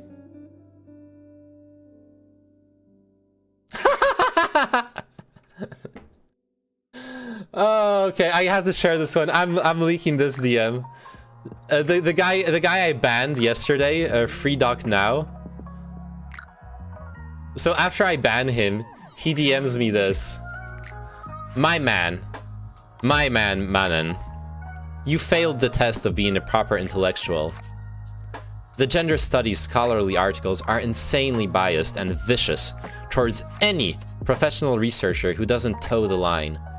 Publish outside of the line, they lose the PhD, scholarish, or prof tenure. You cite anti-science. You failed the test. Rethink your life. Unthink your thoughts. My mind is blown. Go suck a dick. I'm sorry, I like... block him. I don't care. Unthink your thoughts. Oh no, I'm not doing that.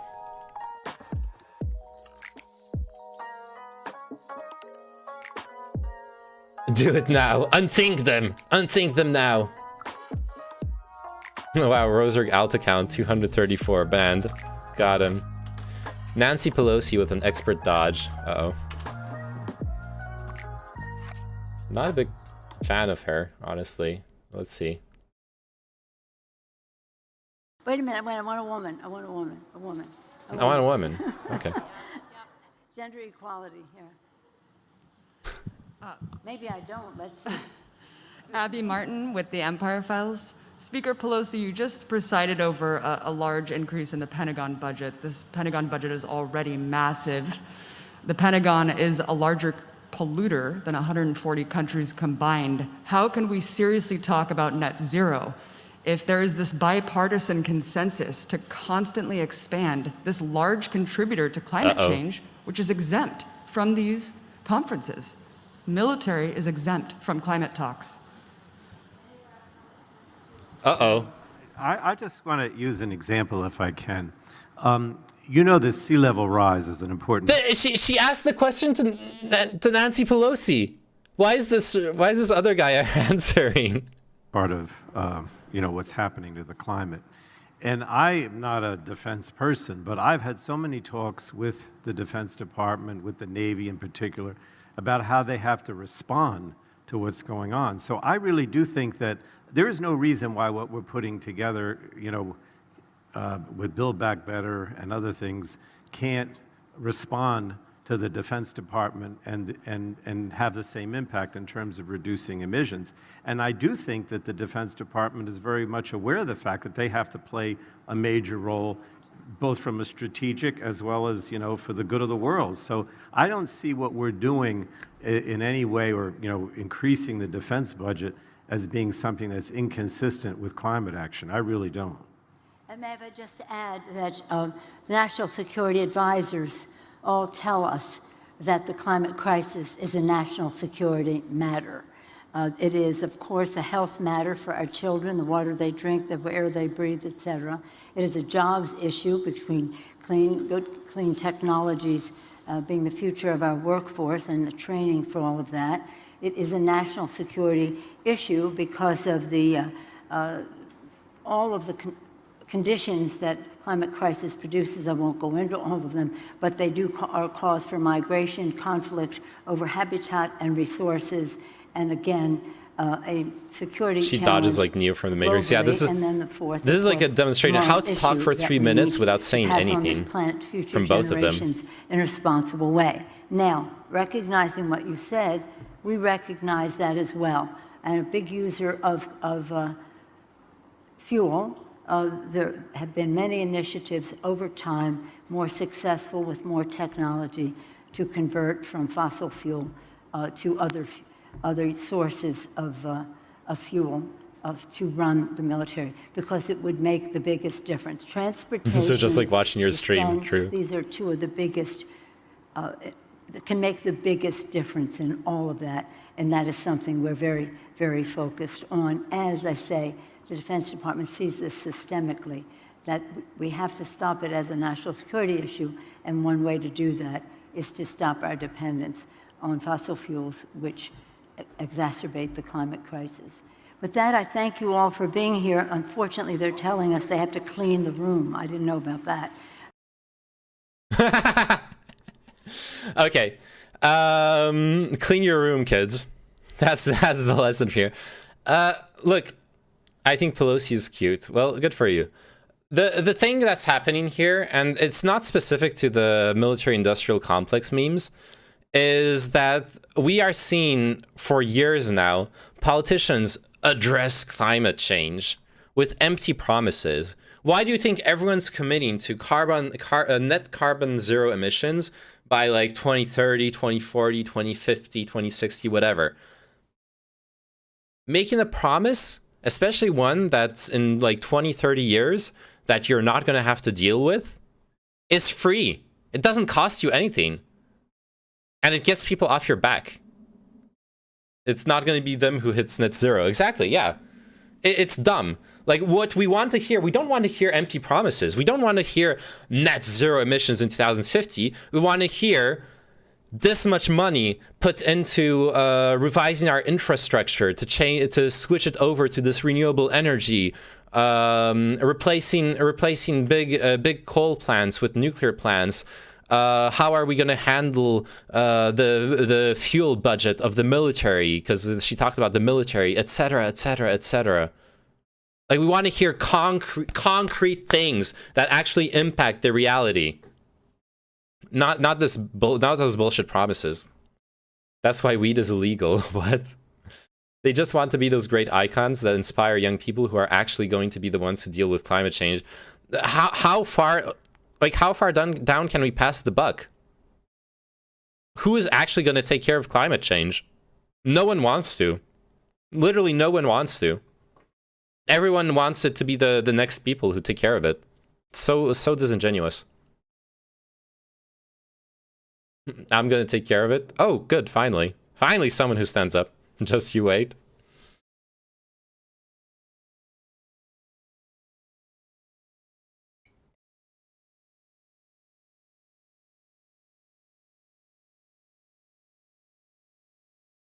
Dems always promise legal weed, but never do it because at the moment it's political suicide.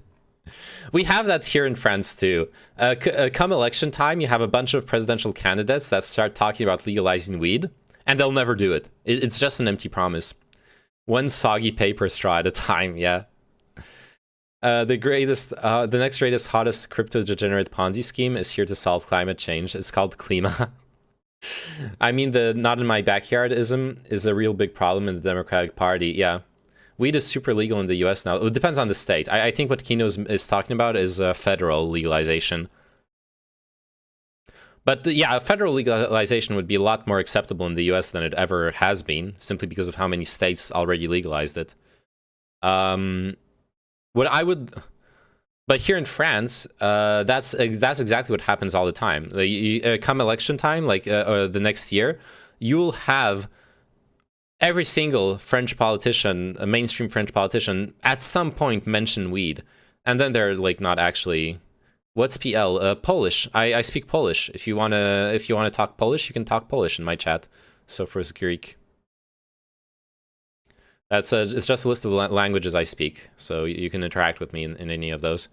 I actually just donated the other day at a vape store to buy weed. Wait, how does that, wait, you donate to buy weed? What the fuck does that mean? So you like donate money and then they give you weed back and it's not a transaction? Is that what you're... Yeah, you have to donate? That's insane. I like Poland. Okay. I mean, Poland is a beautiful country. And the weed is a gift. Oh, I imagine it's like a stupid legal loophole. New York should have recreational shops soon. I go up to Massachusetts to buy vapes. Okay, cool. It's not legal to sell. Yeah, okay, that makes sense. But it's decriminalized to possess. You know what that reminds me? That reminds me of the Spanish weed clubs. So you can't have weed stores, but you can join a growers club and like buy their membership card, and that allows you to buy the weed from the other growers who are members of the club. So I'm Polish. Actually, I'm an American who lives in France, but my family is Polish. Where are you from? Sophros Greek. It's legal to sell in a ton of states now. Yeah, that was my understanding. A lot of states, and especially if we take into account medical marijuana, then there's a lot of legal states for sure. I wonder what's the map. Does the map look like now? Actually, let's see. You may not like it, but this is what the peak Neyman and viewing looks like. What?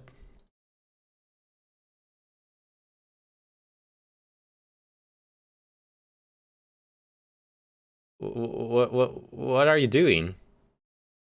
Why are you botting me, Odin? So you're Polish?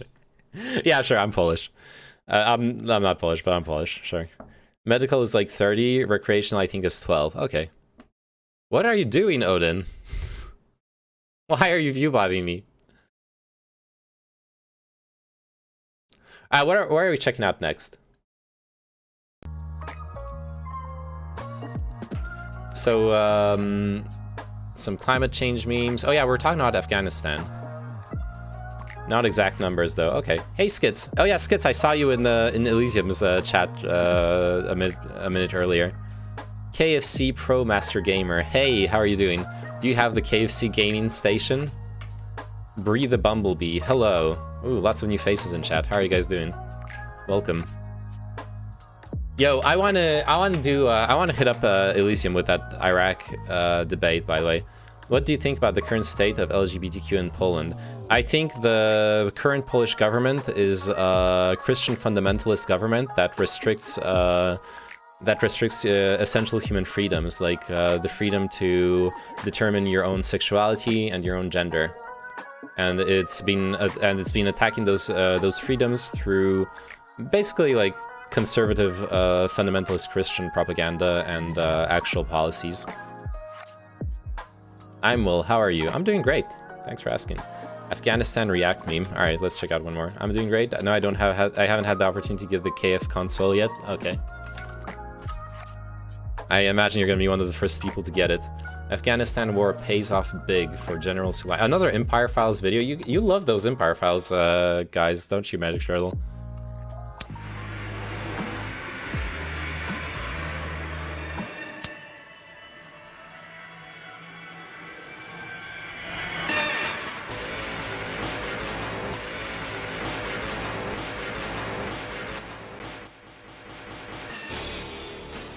Are we losing this war? Absolutely no way. Can the enemy win it? Absolutely no way.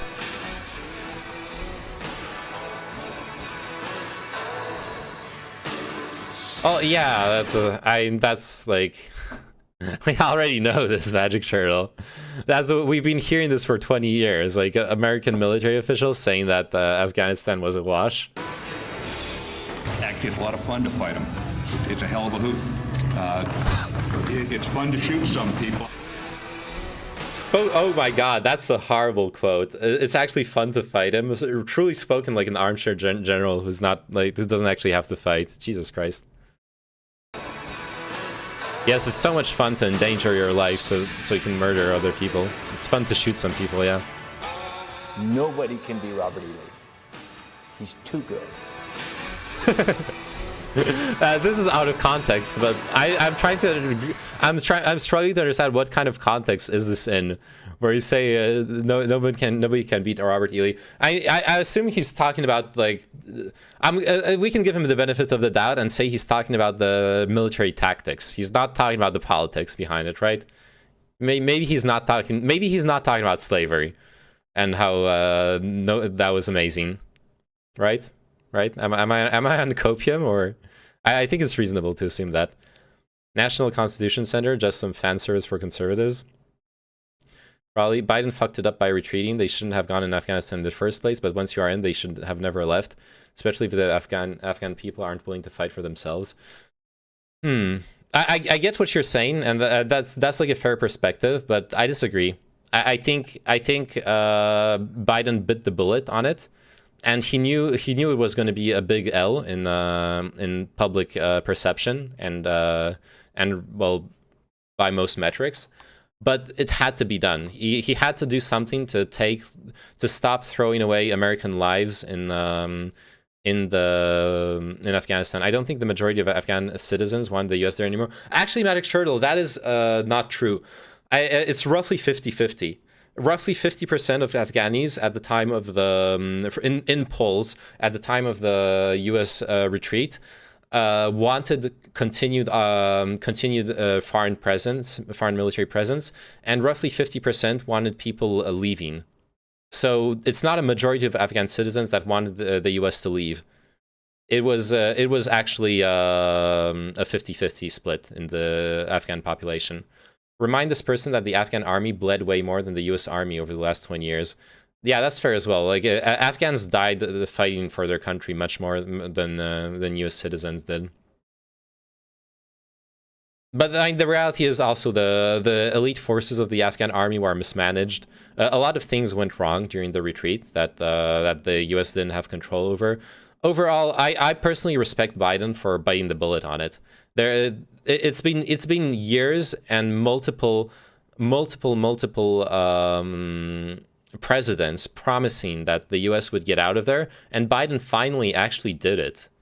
So I respect that, honestly. It probably could have gone better. It probably could have gone worse.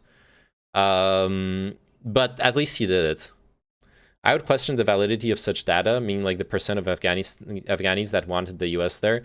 That's fair enough. The poll came from an Afghani government polling branch, so it wasn't like some random press people like polling. It was an actual Afghan government poll. But yeah, I don't know how biased or unbiased that poll was. Of course, a lot of local troops also would surrender fairly easily. Yeah, the non-elite troops were surrendering easily.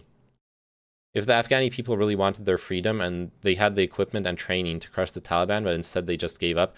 But they didn't. The basic Afghan troops weren't really well trained and well organized. Most importantly, they weren't well organized. There were some reports on the military decisions made in the weeks leading up to the American retreat, and the decisions made by Afghani generals, like they put their elite troops with their best equipment and their most well-trained soldiers without supply lines, besieged by Taliban fighters in a northern village that had no strategic importance. They just outright made stupid decisions.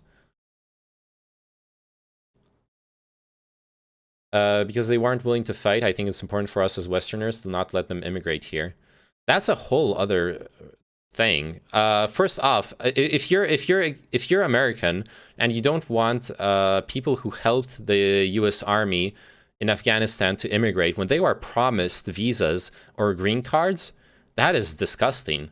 There are people who worked as interpreters for the U.S. Army who helped with intelligence, who helped with supplies, who even served in the Afghan army and who actually fought. You're kind of like spreading a false idea about what happened, even though there's a lot who didn't want to risk their lives. Like the people who were actually fighting, they absolutely deserve to be hosted by the U.S. I think it's a very weird narrative you're describing. These people unironically think the war is not scripted. I don't know what you mean by scripted. Like there were opposing interests fighting over things. I don't think it was like scripted as a choreography that people like. I don't know what you mean. They were much better trained than the Taliban, but aren't trained well when compared to a Western army. What I mean by training and decision making is that you're not going to risk your life if you like. There's training like learning to shoot at a target, but there's also training to train you to risk your life, to be ready to kill, to be ready to be killed. For a good example is in the U.S. during World War I or II, I think it was World War II. They had statistics on how many U.S. soldiers shot to kill with the intention of killing a soldier opposing them, and it was like 10%. And then they revised training. Over the course of the 20th century, the U.S. revised training of the soldiers. In the Korean War, it went up to, I think, 40% off the top of my head. I might be wrong on the specific numbers. In the Vietnam War, something like 60, 70%. Then the first Gulf War, it was all the way up to like over 90%. It's a very... It takes a very specific kind of training and indoctrination to train people to kill other people and to risk their lives in order to kill other people. It's not an easy thing to accomplish. And there's a lot of videos out there of Afghan training, and the videos they don't go well. It's not something that goes well. That both sides are being funded by the same people. I don't think the Taliban are funded by the US. At best, you can argue that the Taliban are funded by probably like big Saudi interests, and the Saudis are supposedly allies of the US, but that's a much more nuanced and complex situation than saying that it's scripted. Have you read about the death squads trained by the CIA that operate in Afghanistan, killing children, families, women, because they might become Taliban? Less than 1/10 the size of the total Afghan armed forces, with more civilian casualties than the rest combined. Jesus Christ, that's terrible. I'd say it's very easy to kill somebody when they want to take your freedom away and kill you. I think, I'm sorry, but that's just wrong. Like people dumped into war. Like once again, like young Americans dumped into Europe in World War II. They have no choice but to go forward and to fight. Only 10% of them shot to kill. I don't think you're quite like that's quite getting through to you. Like what that means on how hard it is to get someone ready to kill other people. It's not easy. It's not a video game. Funded by Saudi and UAE, but no need for funding when the US left millions of weapons behind. To be fair, I've seen that, to be fair, of course, the US left a lot of shit behind, but a lot of the shit that the US left behind is unmaintainable. It requires specific training to pilot, it requires specific training to maintain. The Taliban aren't going to accomplish much with it. So it's not like the Taliban suddenly have an army with millions of dollars of yeah, that's what I'm thinking, like tanks and helicopters. Like the tanks, maybe they'll be able to operate them.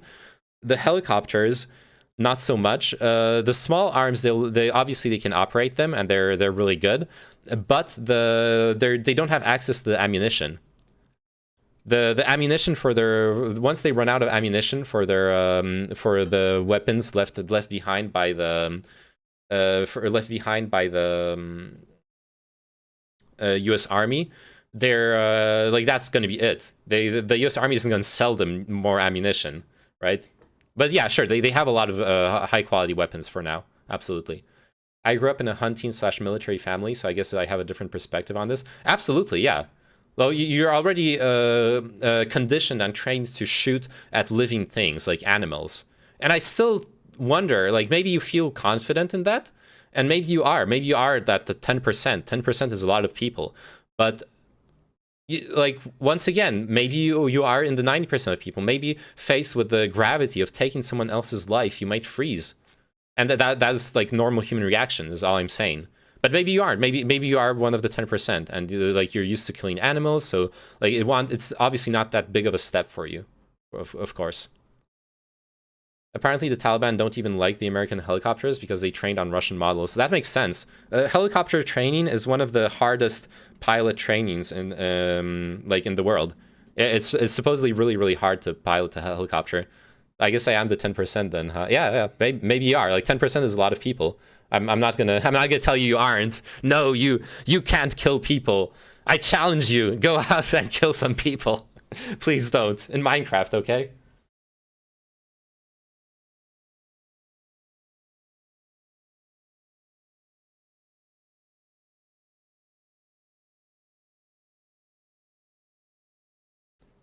So like yeah, that 10% exists, of course. I'm not doubting that. All right, so what I wanted to look up specifically, I want to just have the sources on hand. Dragpie reports that Neymanen wants to go out and kill people. Yes, in Minecraft, I said. Iraq government funds squandered. Right. I think this is the article I was looking for. Over 8 billion of the money spent rebuilding Iraq was wasted outright. The history of the Iraq War isn't just a history of a grueling military occupation. As a new report from the government's top Iraq auditor documents, it's a history of financial waste, fraud, and abuse. We'll see what the authorities think about that. About what? Going out and killing people? Probably not. They're probably not going to think positively about that. But it was a joke, okay? I said in Minecraft. Please, chill. The legacy of all the money the US wasted in Iraq might be summed up with a single quote. $55 billion could have brought great change in Iraq, Prime Minister Nouri al-Maliki recently told the US's Iraq auditor. In fact, the US spent $60 billion in its botched and often fraudulent efforts to rebuild the country it invaded, occupied, and recast in its image. Yeah, they'll get the joke, don't worry. With the 10-year anniversary of the Iraq invasion looming, Stuart Bowen, the Special Inspector General for Iraq Reconstruction, considers $8 billion of that money wasted outright. And that's a conservative estimate, Bowen tells Danger Room. Yeah, my understanding was that there was a lot more money wasted than that. I need to find more articles on it. We couldn't look at every project, that's impossible, but our audits show a lack of accountability. We are not well structured to carry out stability and reconstruction operations. Oh, gotta find this article about the highway to nowhere in the middle of the desert with a gas station for no one there. Yeah, there's that one. There's this hospital that the BBC went and inspected that, like, a month after construction is literally rotting with the black mold in the operating room and stuff, like the complete shit show. There's a lot of obvious waste and fraud in there.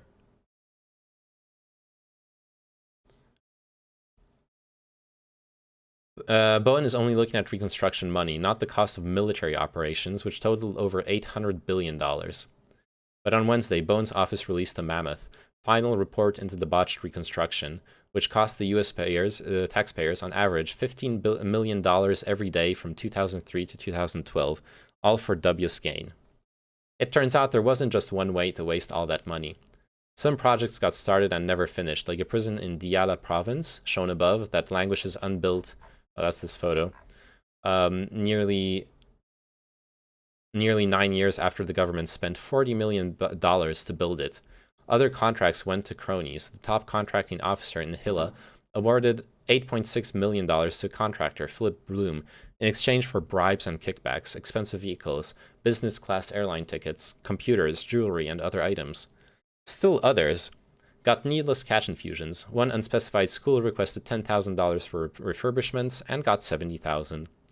Government contracting databases didn't even have an information management system that keeps track of everything built. You can fly in a helicopter around Baghdad or other cities, but you cannot point a finger at a single project that was built and completed by the United States. Even projects that seemed like success stories ultimately underdelivered. 9 major reconstruction projects for Iraq's energy infrastructure cost around $1.19 billion. By and large, they were completed within 2 years of their original schedule, and are a major reason why Iraq's energy supply stands at over 8,000 megawatts compared to around 3,000 megawatts at the time of the invasion. The problem is, Bowen's report finds, the estimated demand for electricity in the new Iraq is around 14,000 megawatts. There's this Bill Moyers article from 2015. Oh yeah, good.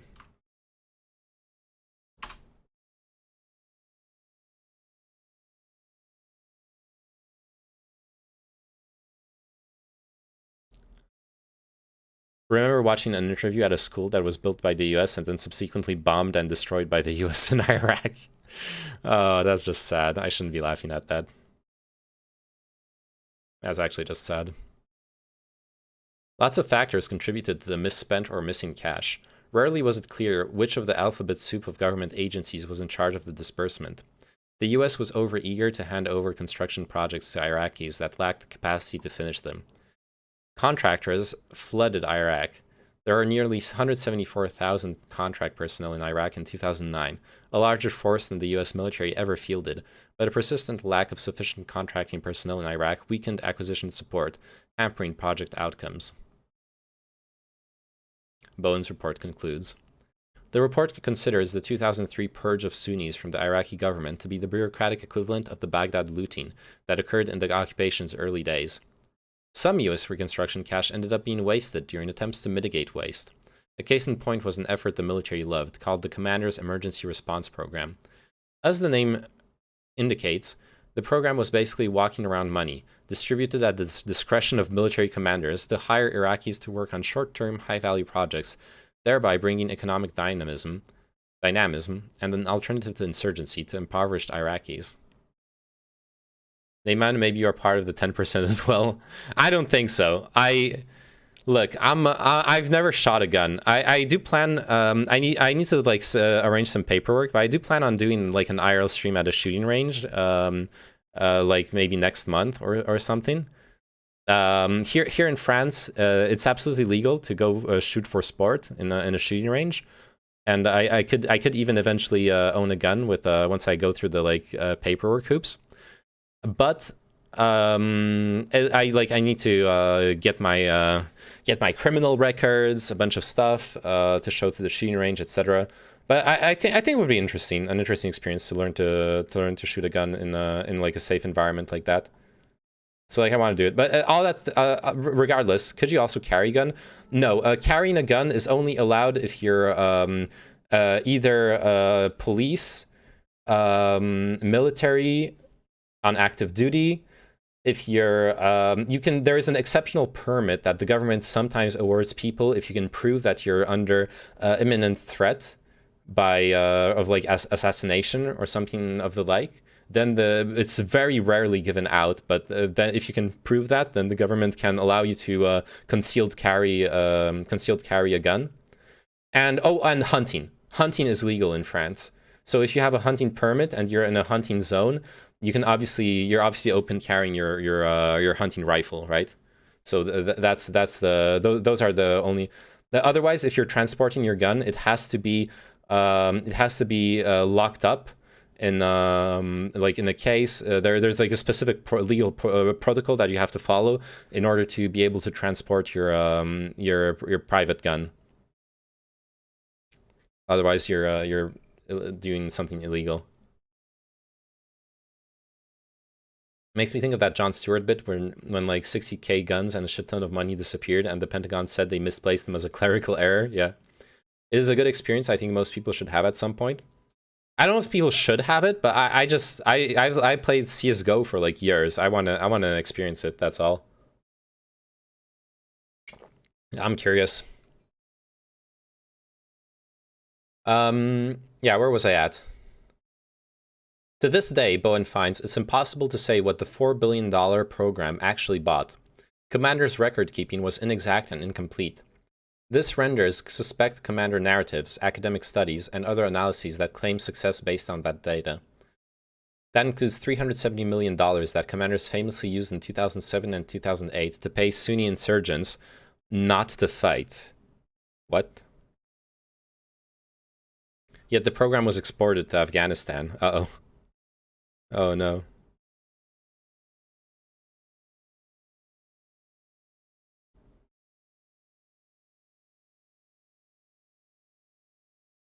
The legacy of the Iraq War and the reconstruction effort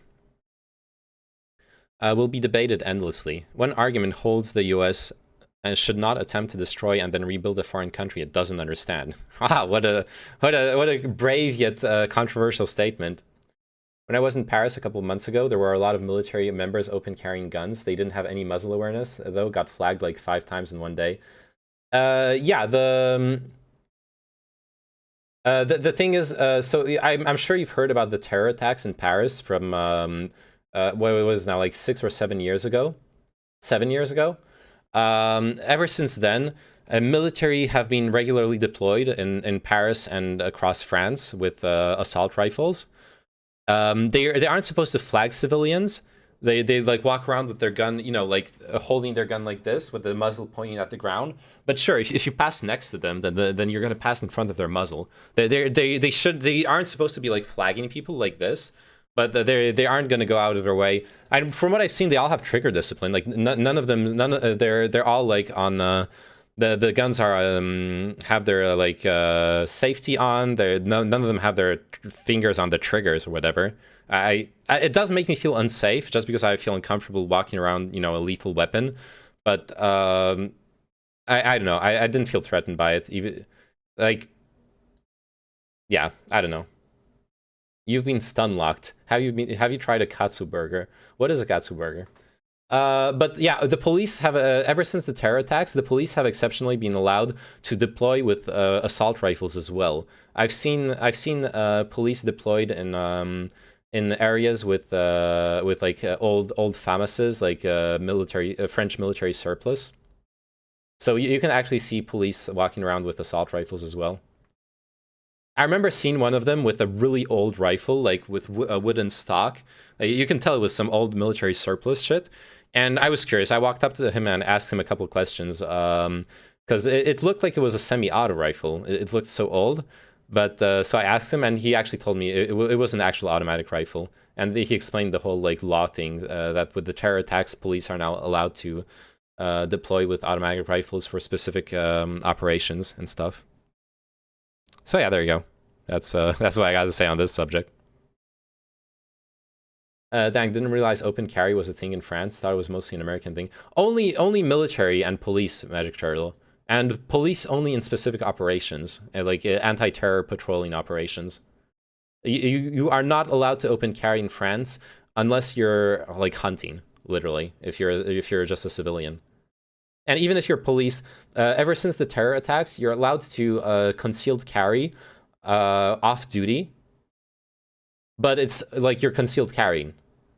And it's explicitly, the intention of the law is explicitly only so you're ready in case there's a shootout, another terror attack. I guess it was on safety, but it's just a big no-no. But I guess that the French population just has less gun safety knowledge. Yeah, I think I agree with you. Like, gun safety knowledge is really important. And from what like I would hate getting flagged by someone with a gun. It would make me really cringe and stressed out. But my understanding, and I might be wrong on this, but my understanding is that people who like live around guns, like military, they have not necessarily a more lax approach, but they have a more practical approach of gun safety. That they're like aware of their gun, like pointing at the ground. That it's that like like if you're walking into like right into the muzzle, they're like that's like your problem. I don't know. I don't know if what I'm saying is correct, like considering the situation you are in. Maybe they were like actually flagging people like that. I don't remember ever seeing them doing that though. Like I've always seen them hold their gun like this with the like strapped around their shoulders, their hand on the handle, but no finger on the trigger, and the muzzle pointing at the ground. I've never seen them flag people in like when they're patrolling. If you walk up behind a soldier and put him in a sleep hold, you can practice your CQC and get a free gun.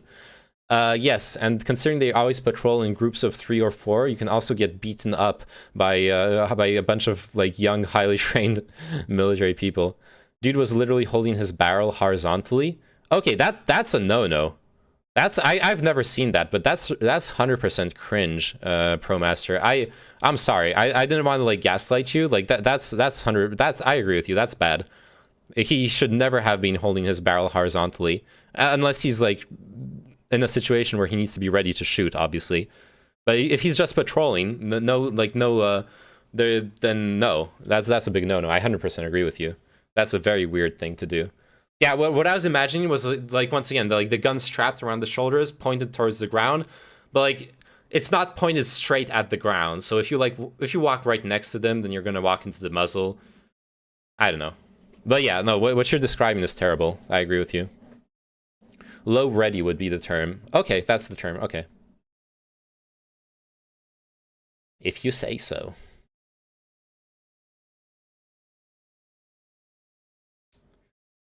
Okay, let's get out of the stun lock. Let's back out of the back out of this. The legacy of the Iraq War and the reconstruction effort will be debated endlessly.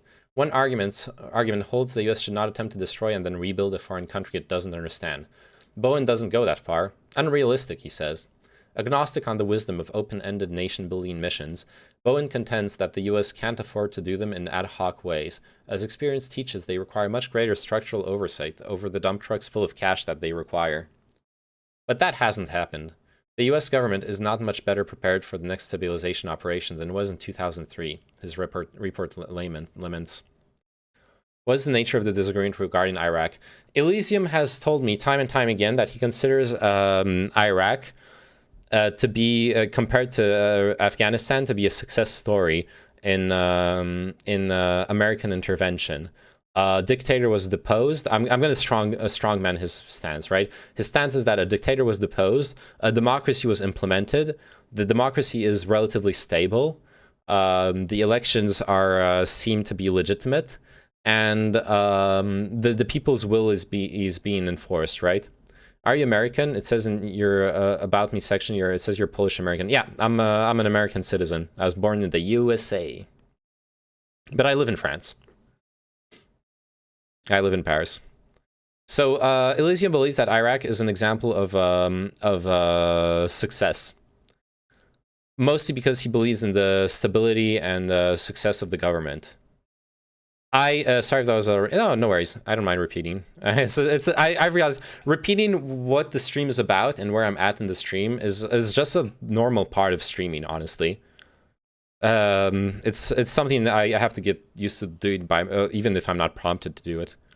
Damn, homeboy is born in the US and hasn't shot a gun before. Yep. That's true. And the first gun I'm gonna shoot is probably gonna be in France, where like the US gun nuts think this is what's crazy to me. When we talk about gun regulations, okay, I'm gonna get stun locked for a bit more. When we talk about gun regulations and people like are all about needing to open carry, needing to be able to buy guns without background checks and licenses and whatever, I'm like, dude, I can shoot a gun. Like, chill. I want to go shoot a gun. I can go shoot a gun.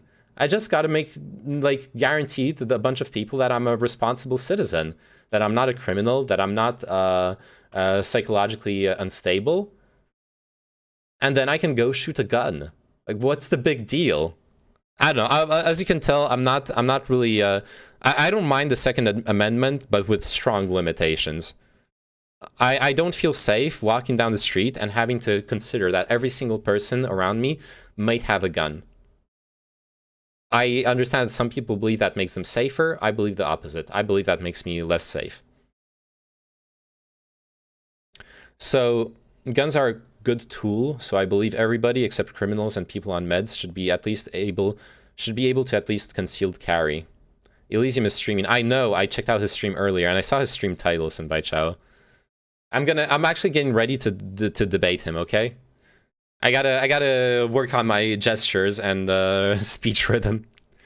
Well, personally, I don't necessarily tie open carry to the Second Amendment. Well, it is tied though, right? We literally debate tomorrow. It's okay. Sorry, Lib Praxis is not a debate panel. Lib Praxis is a discussion panel, right? We often agree on things. Sometimes we have disagreements. Sometimes it goes into debates, but there's nothing. The idea isn't to go in there fucking fighting and debating. Open carry is very based. I 100% disagree. When I look at stuff like the Kyle, what's his name? No, you don't. I do. Oh yeah, that's true. You do. We are not the same. When I look at like what happened in Kenosha, I don't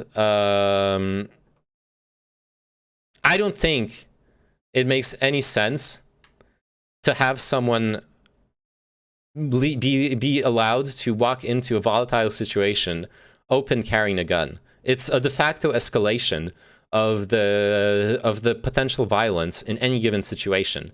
If I'm talking to someone who's open carrying, anything I do is an attempt to take away their gun and justifies lethal force against me. That is something that I think is insane. That is not civil society. Civil society is not people being logically entitled to shooting you at the smallest sign of aggression, shooting you to death. You're only allowed to open carry if you're white too. Well, yeah, that's also practically, yeah, that's also an interesting meme in the U.S. with in the open carry states. When black people are open carrying, they get like harassed by the police and stuff. At least in the documentaries or like social experiments I've seen. I'm 100% serious. I know you're serious. I've seen those videos too, Turnit.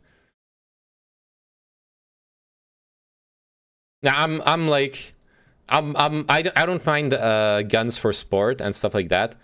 That kid was innocent and being patriotic by protecting his neighborhood. Well, it wasn't his neighborhood, but sure. Those rioters shouldn't be able to destroy shit without consequences. They shouldn't. No, rioters should not be able to destroy shit without consequences. But they shouldn't be. The citizens shouldn't be entitled to showing up in a volatile situation to shoot people. The only reason it. Like, I understand that in American law, what he did was self-defense. He's never going to get charged with those murder charges. And that makes a lot of sense under American law. I'm not contesting that. But ethically, morally speaking, I do not think it is right to go into a volatile situation, open carrying a gun. Once again, you're creating a situation. You're de facto. Yes, yeah, we're literally going to talk about Rittenhouse tomorrow. Fuck me. I hope not. Wait, actually we are, because we're going to talk about guns. Fuck, we're going to talk about Rittenhouse. You're creating a situation where you're de facto justifying murdering people. I don't think such a young person has to go to jail for a supposed murder charge.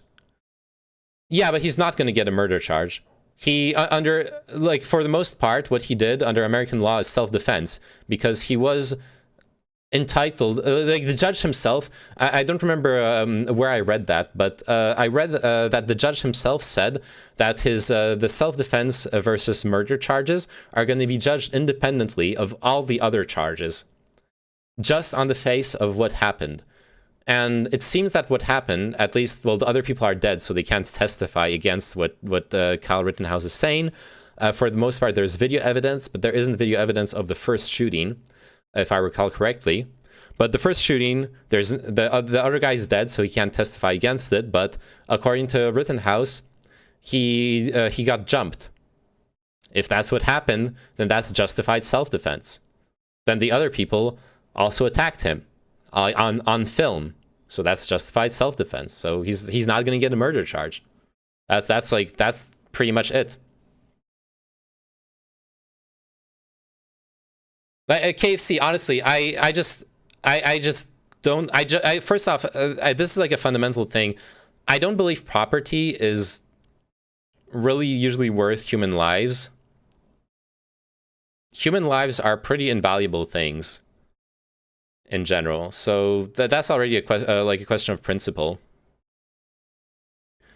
But also, really, I believe open carrying is escalating situations. I haven't seen you address that. I see you arguing with Magic Sherlock, which is fine. You can go ahead and argue with him. But I believe open carrying is escalating situations de facto. And escalating is not responsible social behavior.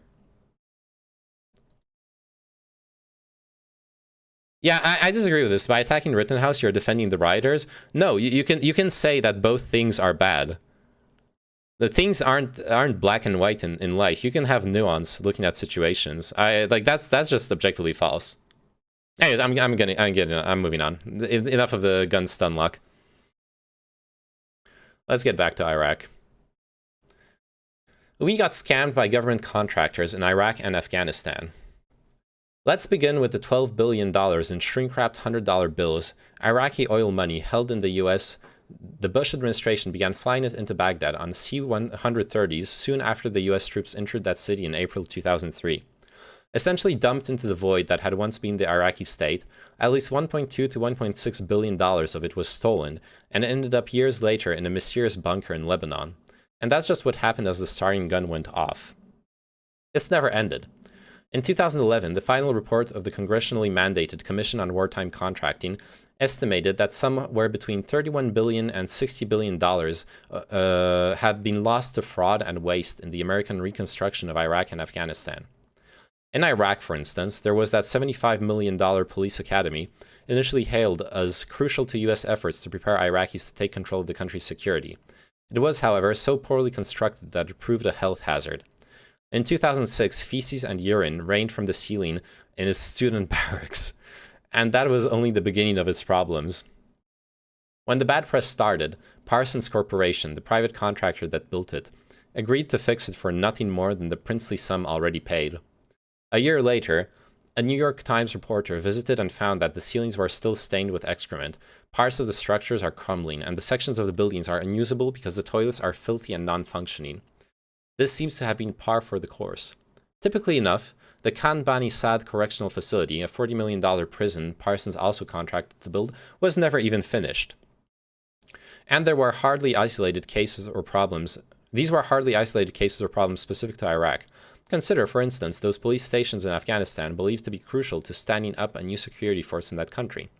Despite the money poured into them and endless cost overruns, many were either never completed or never built, leaving new Afghan police recruits camping out. And the police were hardly alone. Take the $3.4 million unfinished teacher training center in Sheberghan, Afghanistan, that an Iraqi company was contracted to build, using of course American dollars, and from which it walked away, money in hand. Not talking legally or even logically necessarily, but if I see some motherfucker with an assault rifle hanging off their person walking down the street or down a corridor in a building I'm in, I'm probably expecting to be taken out by some school shooter or some military nut. And that from a dumb standpoint, I'd be okay with pistol open carry more so than ARs for that very reason, particularly holstered rather than dangling off their person. So, first off, the slight semantic thing, people don't have ARs in the US, assault rifles. The AR-15 is a semi-automatic rifle. It's not an assault rifle. Assault rifles are fully automatic. So, you can only kill I don't know, 30 people in 30 seconds, not 100. You can also do bump stocks and stuff like that. It's literally in the name AR-15, I know. But that's just semantics. I get your point that you're more intimidated by someone walking around with a rifle on the body. Yeah, I get that. Absolutely, you're right. That's irrelevant as far as their use is the visual. I agree. I think the main distinction is here, you specifically mentioned looking at someone with a holstered pistol. A holstered pistol is not an imminent at-the-ready threat to your well-being, right? Unholstering is an escalation.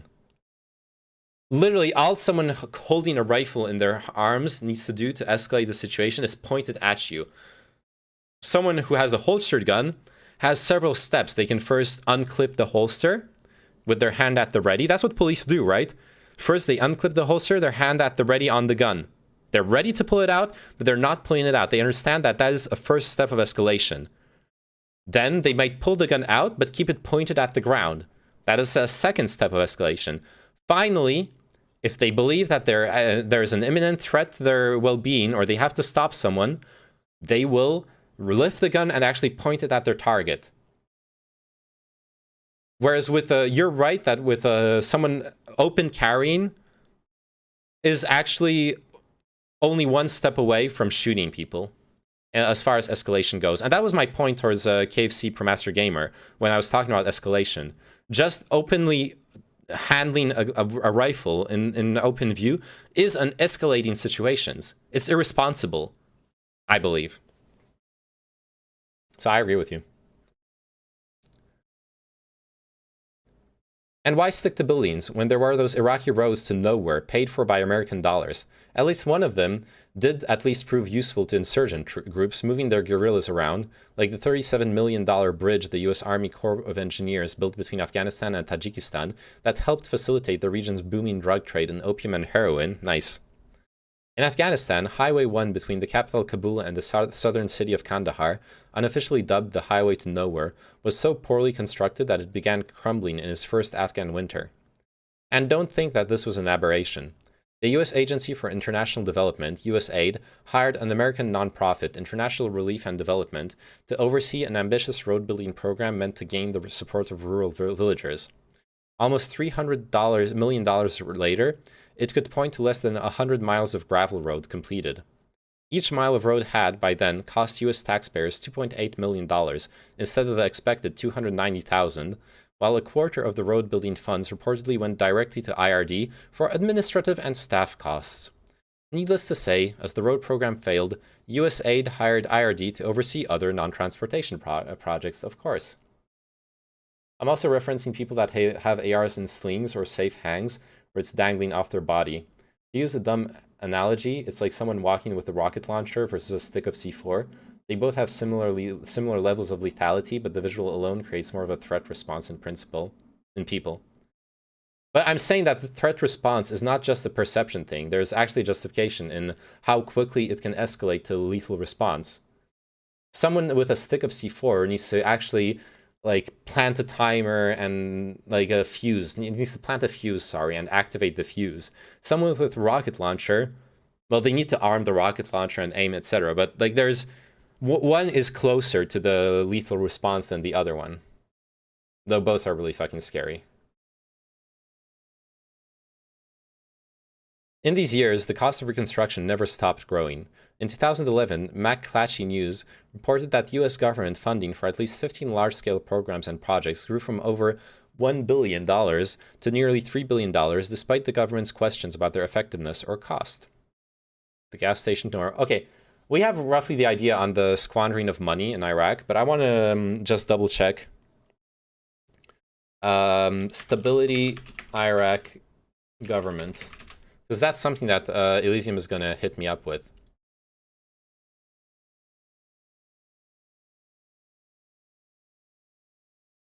When is this from? 2021. In late April 2018, the U.S. military officially disbanded the command overseeing the fight against the self-proclaimed Islamic State in Iraq, declaring an end to major combat operations against the group.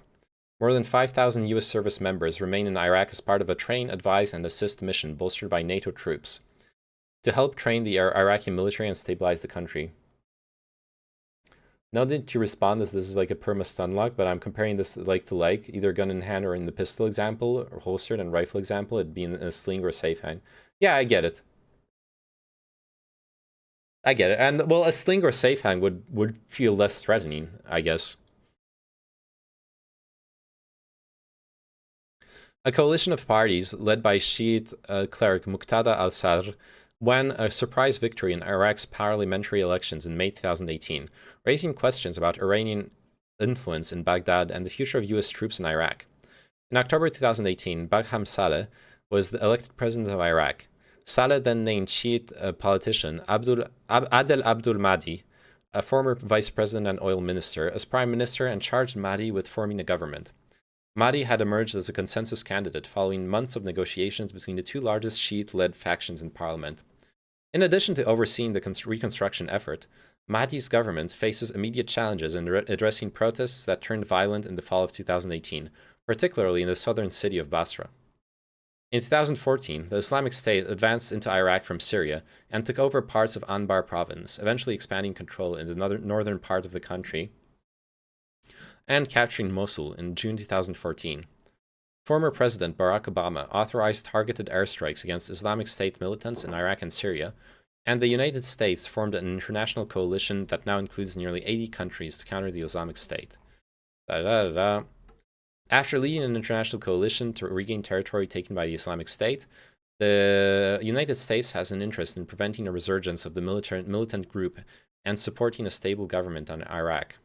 There remains a larger concern that the aftermath of the conflict and challenges of reconstruction and reintegration will lead to the breakup of Iraq, and that sectarian tension will plague the region for years to come, possibly expanding into a proxy conflict among various international groups. Additionally, there are concerns that the Islamic State, having lost control of territory in Iraq and Syria, may revert to its insurgency roots and refocus on orchestrating terror attacks. This doesn't tell us much, really.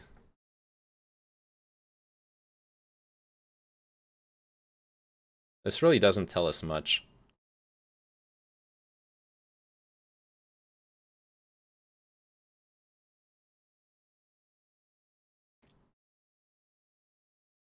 April 8th, 2021.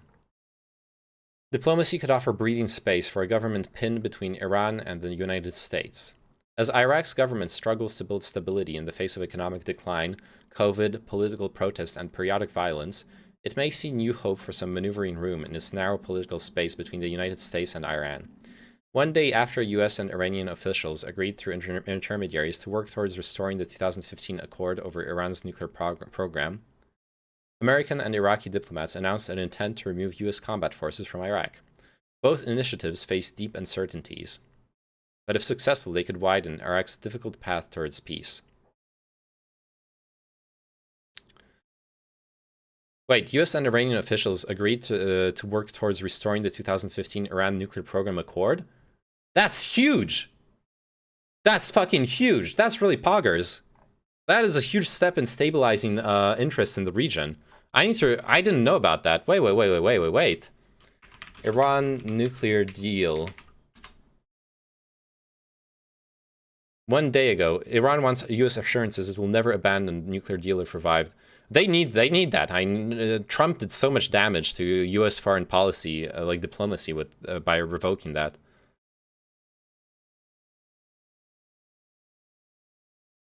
Oh God, I want to see that so bad. I really want to see that, because to me, this is such a huge step in peaceful resolution to diplomatic issues in the Middle East. This is like the only time in the past 20 years, what am I saying, the past 30, 40 years, even longer, that the US is approaching a contentious issue with proper diplomacy. They're basically asking for the US to pass the GCPOA as legislation. I think rightfully so. After the shit show that was Trump's presidency, where he nuked the deal just as political fanfare for his voter base, I think that's justified. Yeah, they need it to be enshrined in legislation, to be strong enough to withstand changes in political climate, especially with what you were saying, the what was this baryostatic or thermostatic something modeling of political climates. Like, we talked about this, right? We literally talked about this in the Lib Praxis, how it needs to be enshrined in law in order to protect it from changes in presidency, etc. Imagine a world where you're Iran and potentially every 4 to 8 years a major piece of policy like that gets flip-flopped constantly. Unlikely even with regular repubs, but the thought experiment must be a wild one. Yeah, and it's terrible. It's so bad for US foreign policy. Like, this is one of the things that even Western allies need to look at the US now that the US has elected Trump once. They need to look at the US and be like, well, we're doing this diplomatic deal with the US, we're signing this treaty, but what if Trump gets elected again? What if Trump 2.0 gets elected? That is something that now everyone who deals with the US needs to consider. And that is terrible for US foreign policy, for US diplomatic ties. Trump did the long-term damage to the credibility of the US as an ally and as a partner. Which I think most of us know. I know we're mostly a circle jerk here, so except the random politics, like conservative politics viewers. Hello, I love you guys. Okay, if any of you are here, please follow me. Okay, for more lefty content. Who wins, Ivanka or Biden? Oh God, I pray to God it's Biden. Like Trump, fuck me. I don't want to see Ivanka win. Jesus Christ. I mean, I was gonna say she's not even a politician, but neither was Trump, so you know who the fuck knows. Wait, she can't not run for president. She wasn't born in the US. She literally cannot run for president. It's like not legal. Ivanka is running? No, she's not. She literally can't. Yeah. All right, let's set up Illisium. We're ready. We are ready for the debate. I know what my stance is now. Born October 30th, 1981, Manhattan, New York. Oh shit, I was wrong. Whoops. Fuck me then.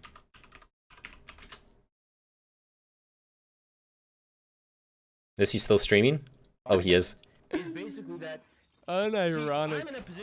Okay. I'm ready to debate you. Peppo fight. Look, they just don't know what MLs want. If they just understood MLs a little bit better, they'd all want to be I should start up Discord okay? too. Yeah, Let's just make be sure I don't open think to DMs. ML in your life, okay? Well, when can we debate? What do you want to debate me on, Senpai Chao? Hey, Manon! What can we fight on? Are you ready? What do you want to talk about? I just want to talk to you. We don't even have to fight. We can hug. We can hug. Alright, let's... Yeah? And that's the only reason you fucking Can I call you on Discord? Oh, fuck me. even have known about that. So who knows what else goes on behind. Fight. Exactly. Just Who is moderating since you're both unreasonable individuals? I don't know. Oh, the collaboration. No one. I mean, that's pretty bad, but holy fuck, it's not as big a deal as they make it out to be.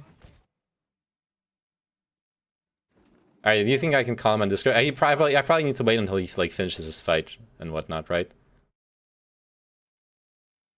Okay, just call me on Discord. What is it about?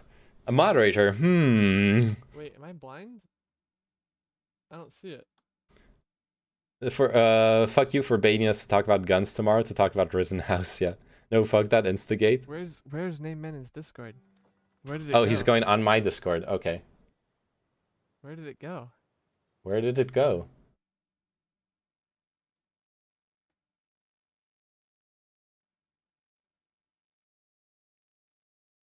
Which folder did I put this? Oh my god. He Did you take me deleted from your Discord or something? the It should've been Discord. right here. What's going on? He deleted my Discord, guys. I found it. Never mind. What a nerd. Oh, there he is. Hello? Hi. What are you up Hey, to? okay, I can lead your stream. What are you up to? Wait, what do you mean? Oh, lead? No, I was watching your stream. Okay.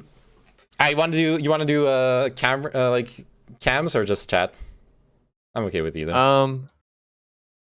You're busy anyways, right? You're like I see you're farming you're farming. I'm farming. Just farming. I'm farming. How far are you in the game? Are you like in the actual end game? Yeah. Cool. I mean, I'm like farming not important shit right now, so I'm not like paying attention.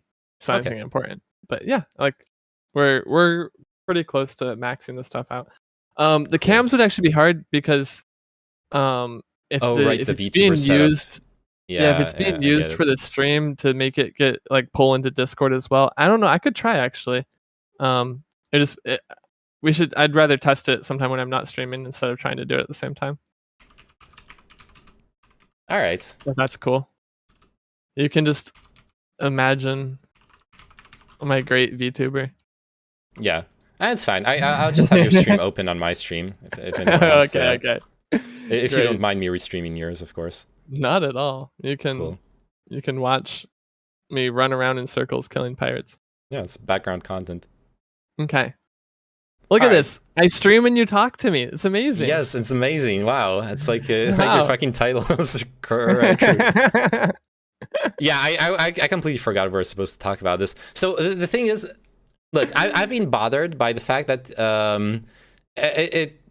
whenever Iraq comes up, you mention Iraq as an example of a great success in American Reconstruction. Is my understanding correct, or did I misunderstand what you meant? It'll come down to like semantics of what, like, I assume the majority of this discussion is going to be like what we consider like good, and success and stuff. But yeah, overall. Okay. My problem great with might be a bit too strong, but yes, I would say Iraq to me is a successful outcome currently.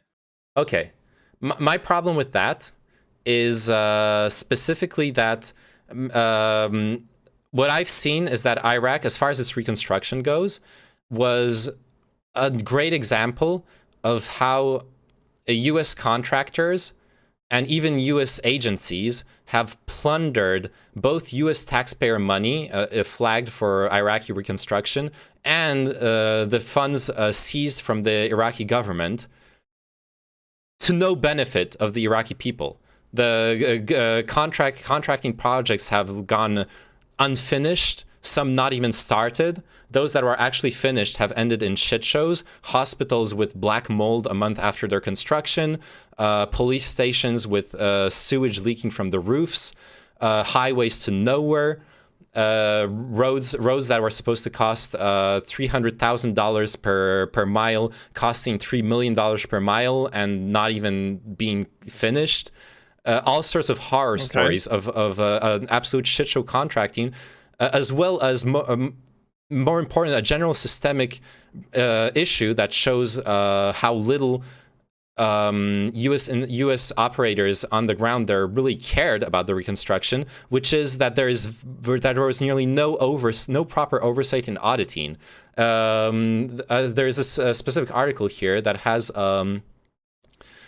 the congressionally mandated Commission on Wartime Contracting estimated that somewhere between 31 billion and 60 billion taxpayer dollars had been lost to fraud and waste in the American reconstruction of Iraq and Afghanistan. So that's both countries, obviously.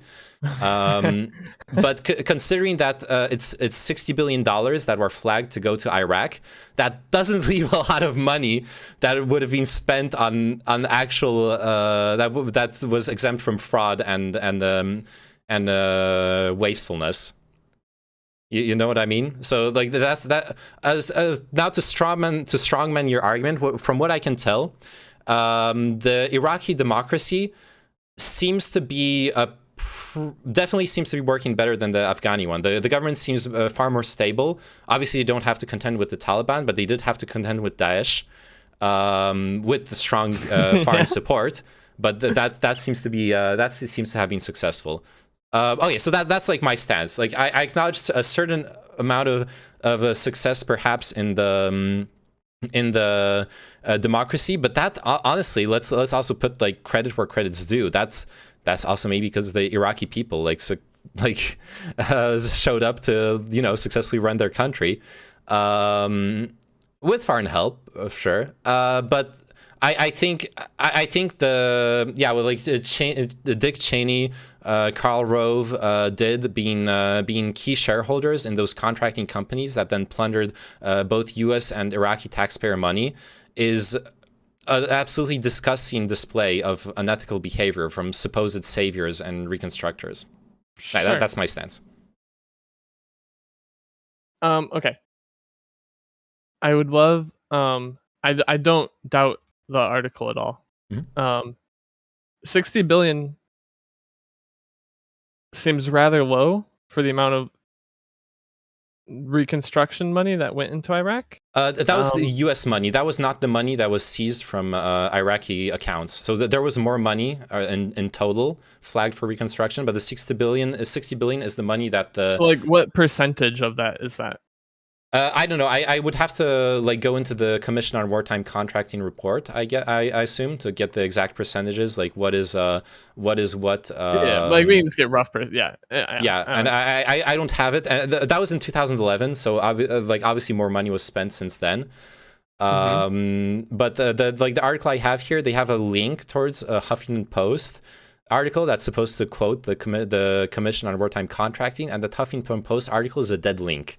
So and I haven't digged further. Wow. I was just like double checking because like I knew those things, but I didn't have the exact numbers. I wanted to have the articles on hand if we're going to discuss this. So I was just like reading up before this. Yeah.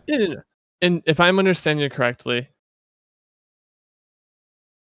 because corporations and politicians are able to manipulate the situation for their profit instead of the good of the people, to a gross amount, it tainted the reconstruction of Iraq. Yeah. I think the Iraqi people could be in a much better position if the reconstruction was ran more honestly. Well, okay. I don't think anyone would disagree with that. Well, yeah. I don't think it's possible to disagree with that. That is that's yeah, just like a true statement, right? Okay. Yeah. But that's not the alternative we're looking at. The alternative we're looking at is an Iraq under Saddam Hussein, right? I don't want to defend Saddam Hussein as obviously he was a dictator who was oppressing minorities in his country. There's like not much to defend there. But we are talking about years and years of war. I guess and what trying I'm trying to describe to that as a positive. So that's rough. So I'm trying to understand. Are you saying you don't think the reconstruction went well enough to consider Iraq a success, or are you saying that any intervention in Iraq has been tainted because of how poorly the reconstruction went? Okay, what I'm exactly saying is that I don't want to praise the U.S. for any kind of success in Iraq. Because the U.S. was extremely corrupt in its handling of Iraqi and American reconstruction money. I don't think they deserve praise for like any kind of success, and as far as that goes, they do deserve acknowledgement that they protected the government against Daesh, and sure, but yeah, sorry. I get when I'm talking about Iraq being a successful country building, I don't even know if any of the reconstruction is anything that I care about. Like, I don't feel like the reconstruction is part of that argument at all. You don't think infrastructure is central to country building? It is, but I would still feel confident that the amount of infrastructure building that's going on has improved compared to before any of the wars. I don't know. That would be something to look into because I don't have like an actual position, or like I don't have any actual information on that. So what I've seen in the article, in some aspects, the infrastructure has improved. In other aspects, it hasn't, because obviously there was the war and the reconstruction was a shit show. But at least one stat I saw was in favor of, well, partially in favor. It's as far as the energy goes, a huge amount of money was flagged for energy infrastructure, and so pre-war. Iraq production was 3,000. What was it? 3,000 mega. Let me control F3000. Sorry. Oh, it wasn't in this article. I think it was in the other article. Okay, never mind. Watts.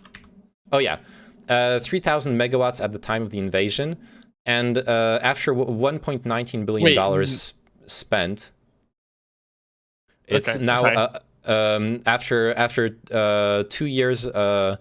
After the scheduled completion of the 9 major reconstruction projects, the energy infrastructure is now at 8,000 megawatts. However, the report studying that project finds that the estimated demand for electricity in the new Iraq is around 14,000 megawatts. So it's an improvement over the production at the time of the invasion. But it's not up to the demand and requirements of the country, and well, $1.19 billion is a lot of money. I guess I don't know how much. Yeah, sorry, go ahead. What would have to happen in a reconstruction for it to be successful? Just like that there isn't corruption and it's efficient, and then it would be great? Hopefully, yeah. And it might still lack funding even without Like, without say there's a bunch of corruption and inefficiency and greed and stuff going on, but the end situation is like an improvement for the country. Does that count as a successful reconstruction or not? No. That counts as an improvement, but that doesn't count as a success. I see. For in my eyes. Like I think it's really like, because we're kind of discussing almost ethics there, right? With the not so much intentionality, but like I guess you're kind of presenting. I'm not presenting it, but we could see it from a consequentialist point of view, right? A consequentialist will say that as long as there's any kind of improvement, it is an improvement. But there is the alleged goal of reconstruction money. It's money that's flagged, and obviously contractors will make money off of it. I'm not saying that like private businesses shouldn't be making profit. I'm saying that they should make an honest profit off of it. They should actually complete the projects they were hired to do. They shouldn't lie, or they shouldn't just disappear with the money, or complete them in ways that they aren't operational, where they obviously skimped on their actual mission, right? Okay. Like, I mean, in general, I totally agree with this. If this happened in the U.S., those contractors would have like huge ass lawsuits on their asses, and they would get fined. Their companies would get like butt fucked, right? But it happened in another country. They don't have any recourse to get claims on that money in the end. Oh, yeah. Okay. I'll have to look at the reconstruction side more, but I could definitely understand the reconstruction not being successful, but the intervention being successful. What would you think about that? You can't separate them that way, I think, because the reconstruction is a consequence of the intervention. A bunch of bombs were thrown down, the government was dismantled, the Sunni members of government were ousted from the bureaucracy. Like, all the institutions, all the infrastructure had to be built back up. So, and because of the intervention, those are inherently tied. Yeah. You can't compartmentalize them in this discussion, I think. Or I guess I don't quite follow that. So I understand how like one affects the other, but can you successfully like be involved in, or can you successfully change a situation but then mess up another element of it, like obviously the reconstruction element of it? Well, yeah, but in this specific it's case, easily separable about, or like I understand they're influencing each other. Or go. In this specific case, I'm loath to separate them the way you want to, because the reconstruction is part of the invasion. No, by definition, reconstruction is not part of an invasion, right? We can say because like there's no need to reconstruct things if there is no invasion. It's a direct consequence of wanting to occupy the country. Okay, it's a direct consequence of the mission that like the official. I don't disagree. The official military mission. Oh, sorry. Go ahead. I don't disagree that they're direct consequences of an invasion, of course. But yeah, but what I mean is, what was the military mission in Iraq, right? The military mission officially was to stop the WMDs. That was a lie. We don't need to get into that. But let's skip that part of the... What? Sorry, keep going. Yeah. Let's skip that part of this discussion. The military mission outside of the whole WMD shit show was specifically to depose Saddam Hussein and to put into place an Iraqi democratic government. Yes. Right? I think we can both agree on that. That was the military mission there, right? Yes.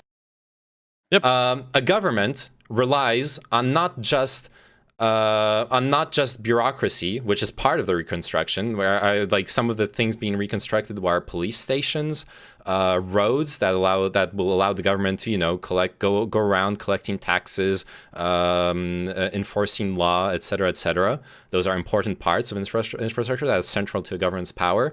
But Yeah, I don't think I can dissociate okay, rebuilding so the one of government these- and the infrastructure, basically. Okay, so the difference is one of these seems to be a conversation about Saddam Hussein and his government, and one of these is like a conversation about after that. I think you can say successfully moving past Saddam Hussein's government is an entire like step, and then the reconstruction thing is directly related to that. But I feel like we can definitely evaluate these two as different things. Does that make Sure, sense at all, but or- the deposing Saddam Hussein is okay. Yeah, sure. Like the US was successful at deposing Saddam Hussein. I mean, destroying things is easy. Like Well, that's the general no, rule. No, it's not. Well, it's easier than rebuilding them. That's the True. point. Okay. That's true. Sorry, But, like- I should have finished the sentence. Yeah, that was my point. Okay, but like replacing that with a functional democracy, regardless of infrastructure stuff, is still like a thing of and of itself. Yeah, would you agree or no? Sure. I guess what really pisses me off about the situation is that I feel like the U.S. Contractors were super irresponsible. You're threatening the future of the country by squandering all this money that should be going into the citizens' interest. True. It's almost like the government has reached a form of stability despite this huge wastefulness, not Wait, thanks yeah, to the help. Well, okay, wait. I'm having trouble parsing a lot of these things because we Yeah. can say there was a bunch of waste and corruption in that, but that money was all coming into it still. So, like, if I understand the situation correctly, this isn't like Iraqi funds that are being wasted, right? It depends. So there, like I said, there was money that was seized by the U.S. from Iraqi bank accounts. That was literally Iraqi taxpayer money. Okay. That was part of the money squandered. There was also money earmarked that was U.S. taxpayer money that was sent into Iraq. Both happened. Okay.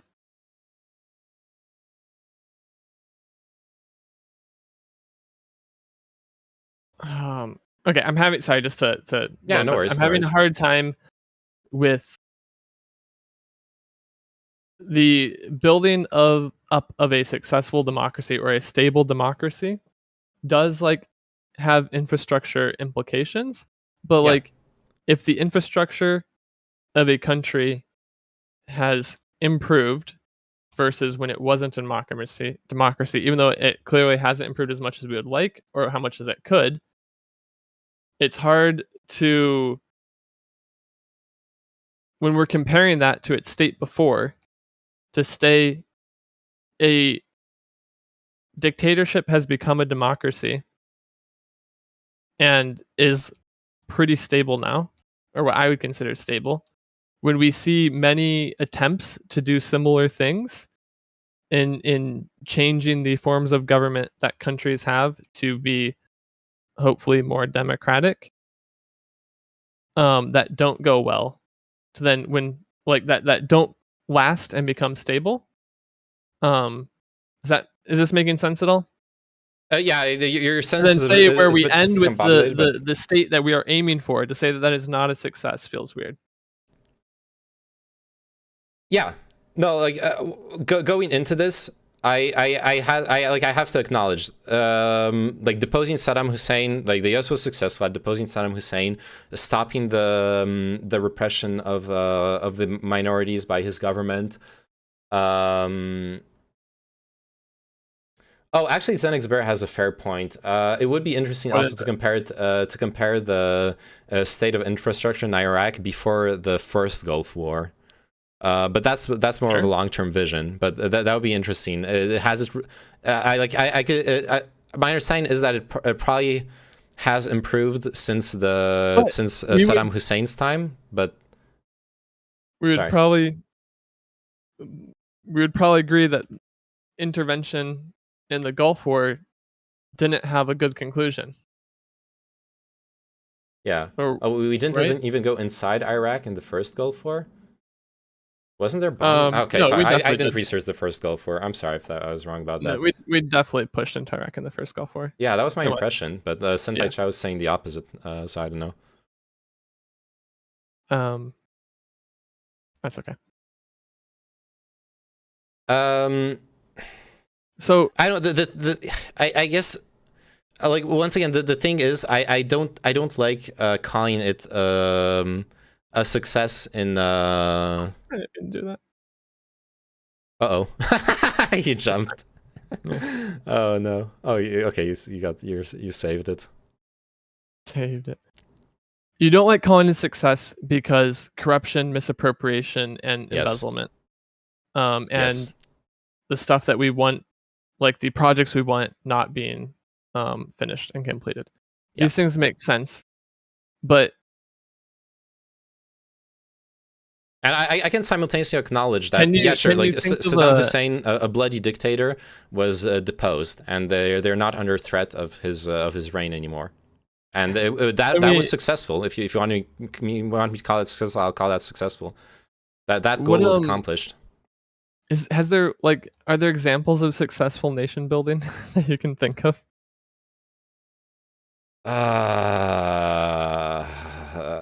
That's not something I prepared for. I don't know. Like Sure. looking back at what I know of history in general, it feels like the most successful examples of a nation building are the self-determined ones, right? Usually when self-determination. I think the go-to example would be like Marshall Plan. Yeah. Yeah. Oh, yeah. The Marshall Plan for sure. That is a foreign plan on reconstruction. Absolutely, the Marshall Plan was hugely successful, and I think the Marshall Plan had really strong. I don't know how good the accounting was in the Marshall Plan. That would be an interesting thing to look like how auditing and accounting of such huge sums of money could have played a big part in how successful it was. Because it certainly does not have the reputation of being a corrupt transfer of money. Yeah. It definitely has a successful reputation. Yeah. There's some benefits there. You're already going into democratic-based countries. So I guess when I'm looking at Iraq, I'm looking at a context where America's military interventions have rarely ended with the stable democracies we would prefer them to end with. Yes. We can agree on that. Okay. So when we do get that, even though there's going to be many messy aspects to it, I could probably even agree. I want to look into the reconstruction side more. I might even agree that the reconstruction is a failure. But I don't see, even if the reconstruction is a failure, that the intervention and nation building overall in Iraq would be a failure. Even if like the reconstruction is a failure, the nation building side of now having a democratic ally, I would even say, in the Middle East is like a success. Yeah. Speaking of which, I was reading up. Oh, sorry. Go ahead. I want to loop back. I want to hear what you want to say, but then I want to loop back to the idea that the reconstruction can fail, but the nation building overall can still be considered a success, because that's kind of where like I see it very strongly. But you see them as being much more tied together, and I'm curious about that. I do. So, I'll go. Yeah, just about diplomacy in the Middle East. Apparently, Biden's pushing for the revival of the Iran nuclear deal, which I like. I'm a huge fan of that. I see that as a huge as a huge thing. Definitely something that will help like strong diplomatic ties with Iraq and Iran by the U.S. If that's a success, that would be huge, and that would also be huge for stability in the region. Like both governments being able to play ball with each other, with the U.S., etc. I think that would be a that would be a really big play forward for all the countries involved, and in a diplomatic way, without like no troops, no bombs, nothing like that. That would be kind of a first for U.S. intervention in the region. You know what I mean? Finally setting some good precedent. Oh shoot, I don't know how much I want to loop back. Okay, I do. Okay, the other element that I consider an Iraq nation building successful, they keep clipping poorly when I do make the things. Anyway, another element that I do think, or what makes me consider it success, was the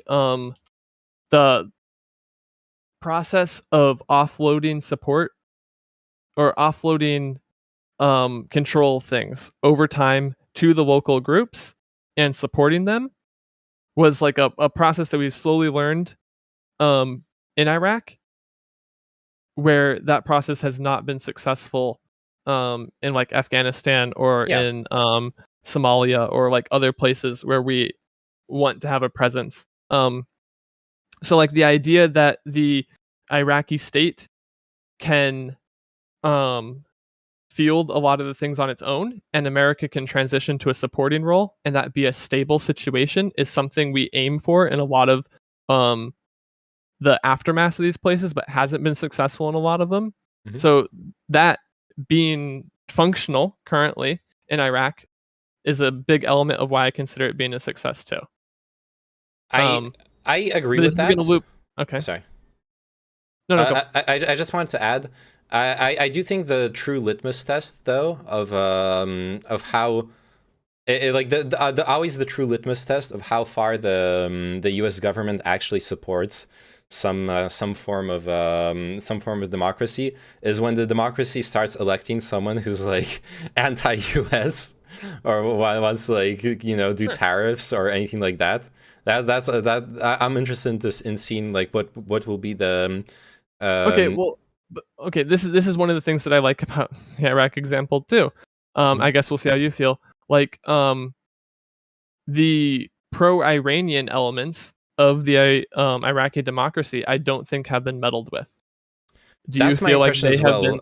Yeah, Okay. like reading up on it, I saw that Shiite politicians are rising in power in Iraq, and the Western media does play into this like, ooh, it's spooky, it's Shiites narrative. It does seem like the U.S. Like it's like the articles I've seen on some like Okay. BBC or whatever. I think it's more like Iran than Shiite Yeah, spooky, right? that's what they were saying. They're like it's Shiites getting elected, and they're saying, "Ooh, Iran is Iranian influence on Iraq." And but from what I could tell in those articles, it seemed like the U.S. approach was hands off, like actually respecting the self-determination of the people. Which if that's going to be the standard for interactions, I fully approve of that. That's great. Absolutely, that's a huge improvement. But you were speaking of the so like for the litmus test thing. For me, that was one of my big litmus tests of. Fair enough. Okay. Okay. Yeah, I don't think they're explicitly like anti-American either, especially now that America is trying again to court the Iran on the nuclear deal. Hopefully, No, and we can definitely say even the like Shiite and vaguely pro Iranian politicians have like one of the core tenets out of this Iraqi democracy has been to make Iraq not a puppet of anyone else. Yeah. And so that might be like moderating, like if maybe they wanted to be a puppet of Iran, then we would see more intervention. Maybe, I don't know. Like, so we can definitely play hypotheticals on that. But like, a lot of this stuff is going to come back to this idea. I see the intervention and a stable democracy as a success, even if I am not very knowledgeable about a lot of the Reconstruction stuff. And even if we agree that the Reconstruction is complete and abject failure, I don't think that would tarnish a stable democracy being a successful nation building. Let me put it this way: it still tarnishes. Even if it could be way better. I would not want the tarnishes U.S. to the degree of calling it a failure or not a success. I still would not want the U.S. to take over my country and handle the Reconstruction. Okay, I guess that's where I'm coming from. That's very hard to parse though, because we're that is by definition a like comparative statement. So like you wouldn't want the U.S. to come to Reconstruction is like by definition saying you would prefer a state before that, right? Or you would prefer another country to do that intervention. And both of those, like, I mean, I could see arguments for that, but like the idea, both of those seem to be less desirable to me. Oh yeah, that's fair enough. Also, fuck me, I'm dropping frames. Why are you dropping frames? I don't know. There's some like fucky thing with my internet, whereas sometimes I drop frames for like a minute or two. Gonna have to. Oh, I think is the stream coming back? Are we done? Oh yeah, we're done dropping frames. Cool. Poggers. Okay. Poggers. Poggers, my doggers. We're back. Yeah. No, that's fair. It's like a comparative thing, and I agree that if we're gonna do like comparative memes, yes, the Iraqi government is way better than what happened in Afghanistan. It's way better than intervention in like Somalia. Though that's an interesting subject as well. I think the international community's refusal to acknowledge the secessionist government in Somalia is a terrible, terrible thing. I don't know if you've read up on it. No, I'm not at all. So basically, there actually is like it's something like 30 or 40% of the country is under the influence of a democratically elected independent government. But that doesn't have international acknowledgement because in general the international community is against Balkanization, meaning the splitting up of states into smaller states. They based don't want ethnicity. Sorry, based on ethnicity, yeah. Well, based on just like not wanting it, it's like a principle. I know, like I suspect the reasons are that in general governments are scared that by acknowledging secessionist secession in other countries, they legitimize it within their own country.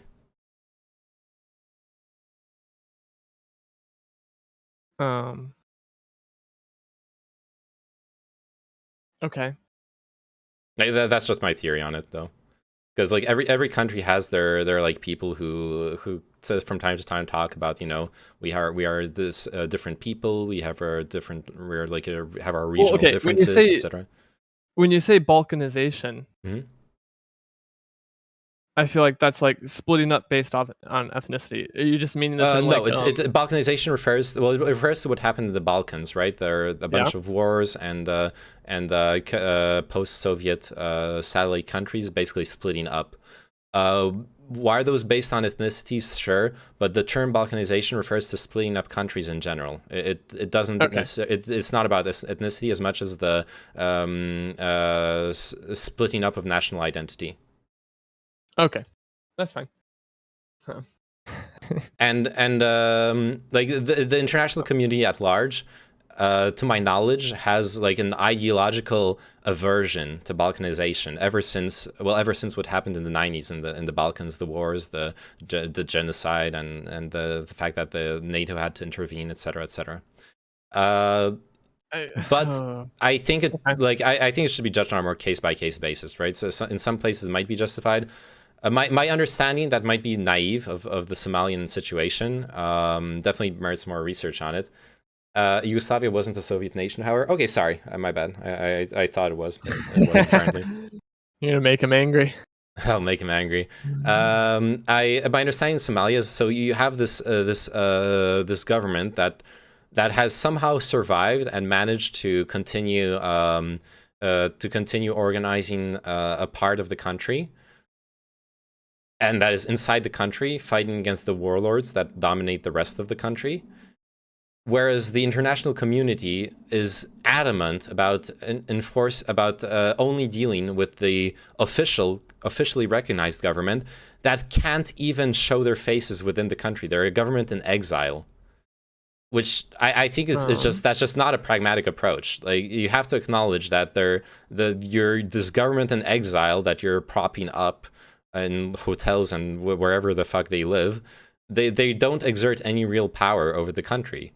The people who have power over the country are half the country's under sanguinary warlords and pirates, and the other half of the country is under this government that it's just there's an explicit refusal to acknowledge it, which I think is sad.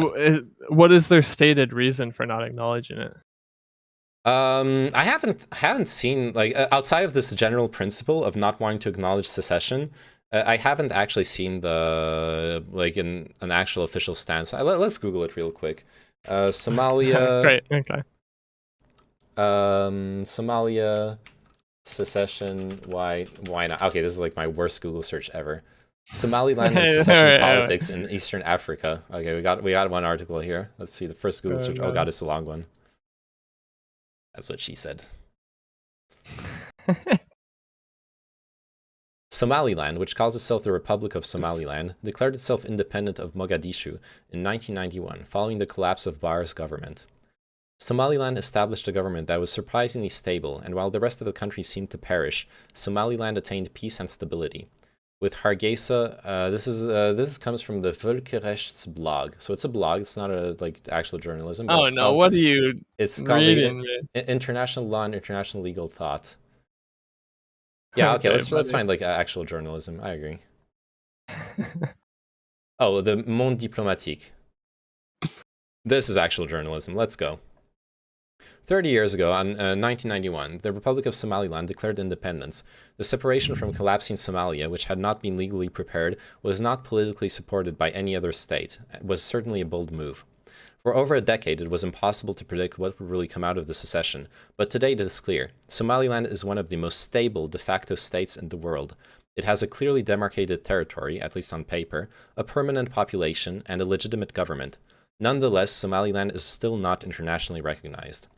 The breakaway followed a decade of state repression and civil war in the region. However, the roots of secession go back well into colonial times. Between the 1880s and 1960s, northwest Somalia, now Somaliland, was a British protectorate. The area from the northeast to the south was under an Italian administration. The British installed an indirect rule that incorporated local customary law, which was kept in the hands of the elders. In contrast, the Italians, especially during fascism, introduced a more direct colonial administration, which undermined Somali traditions and weakened local elders. Somaliland gained independence on 26th of June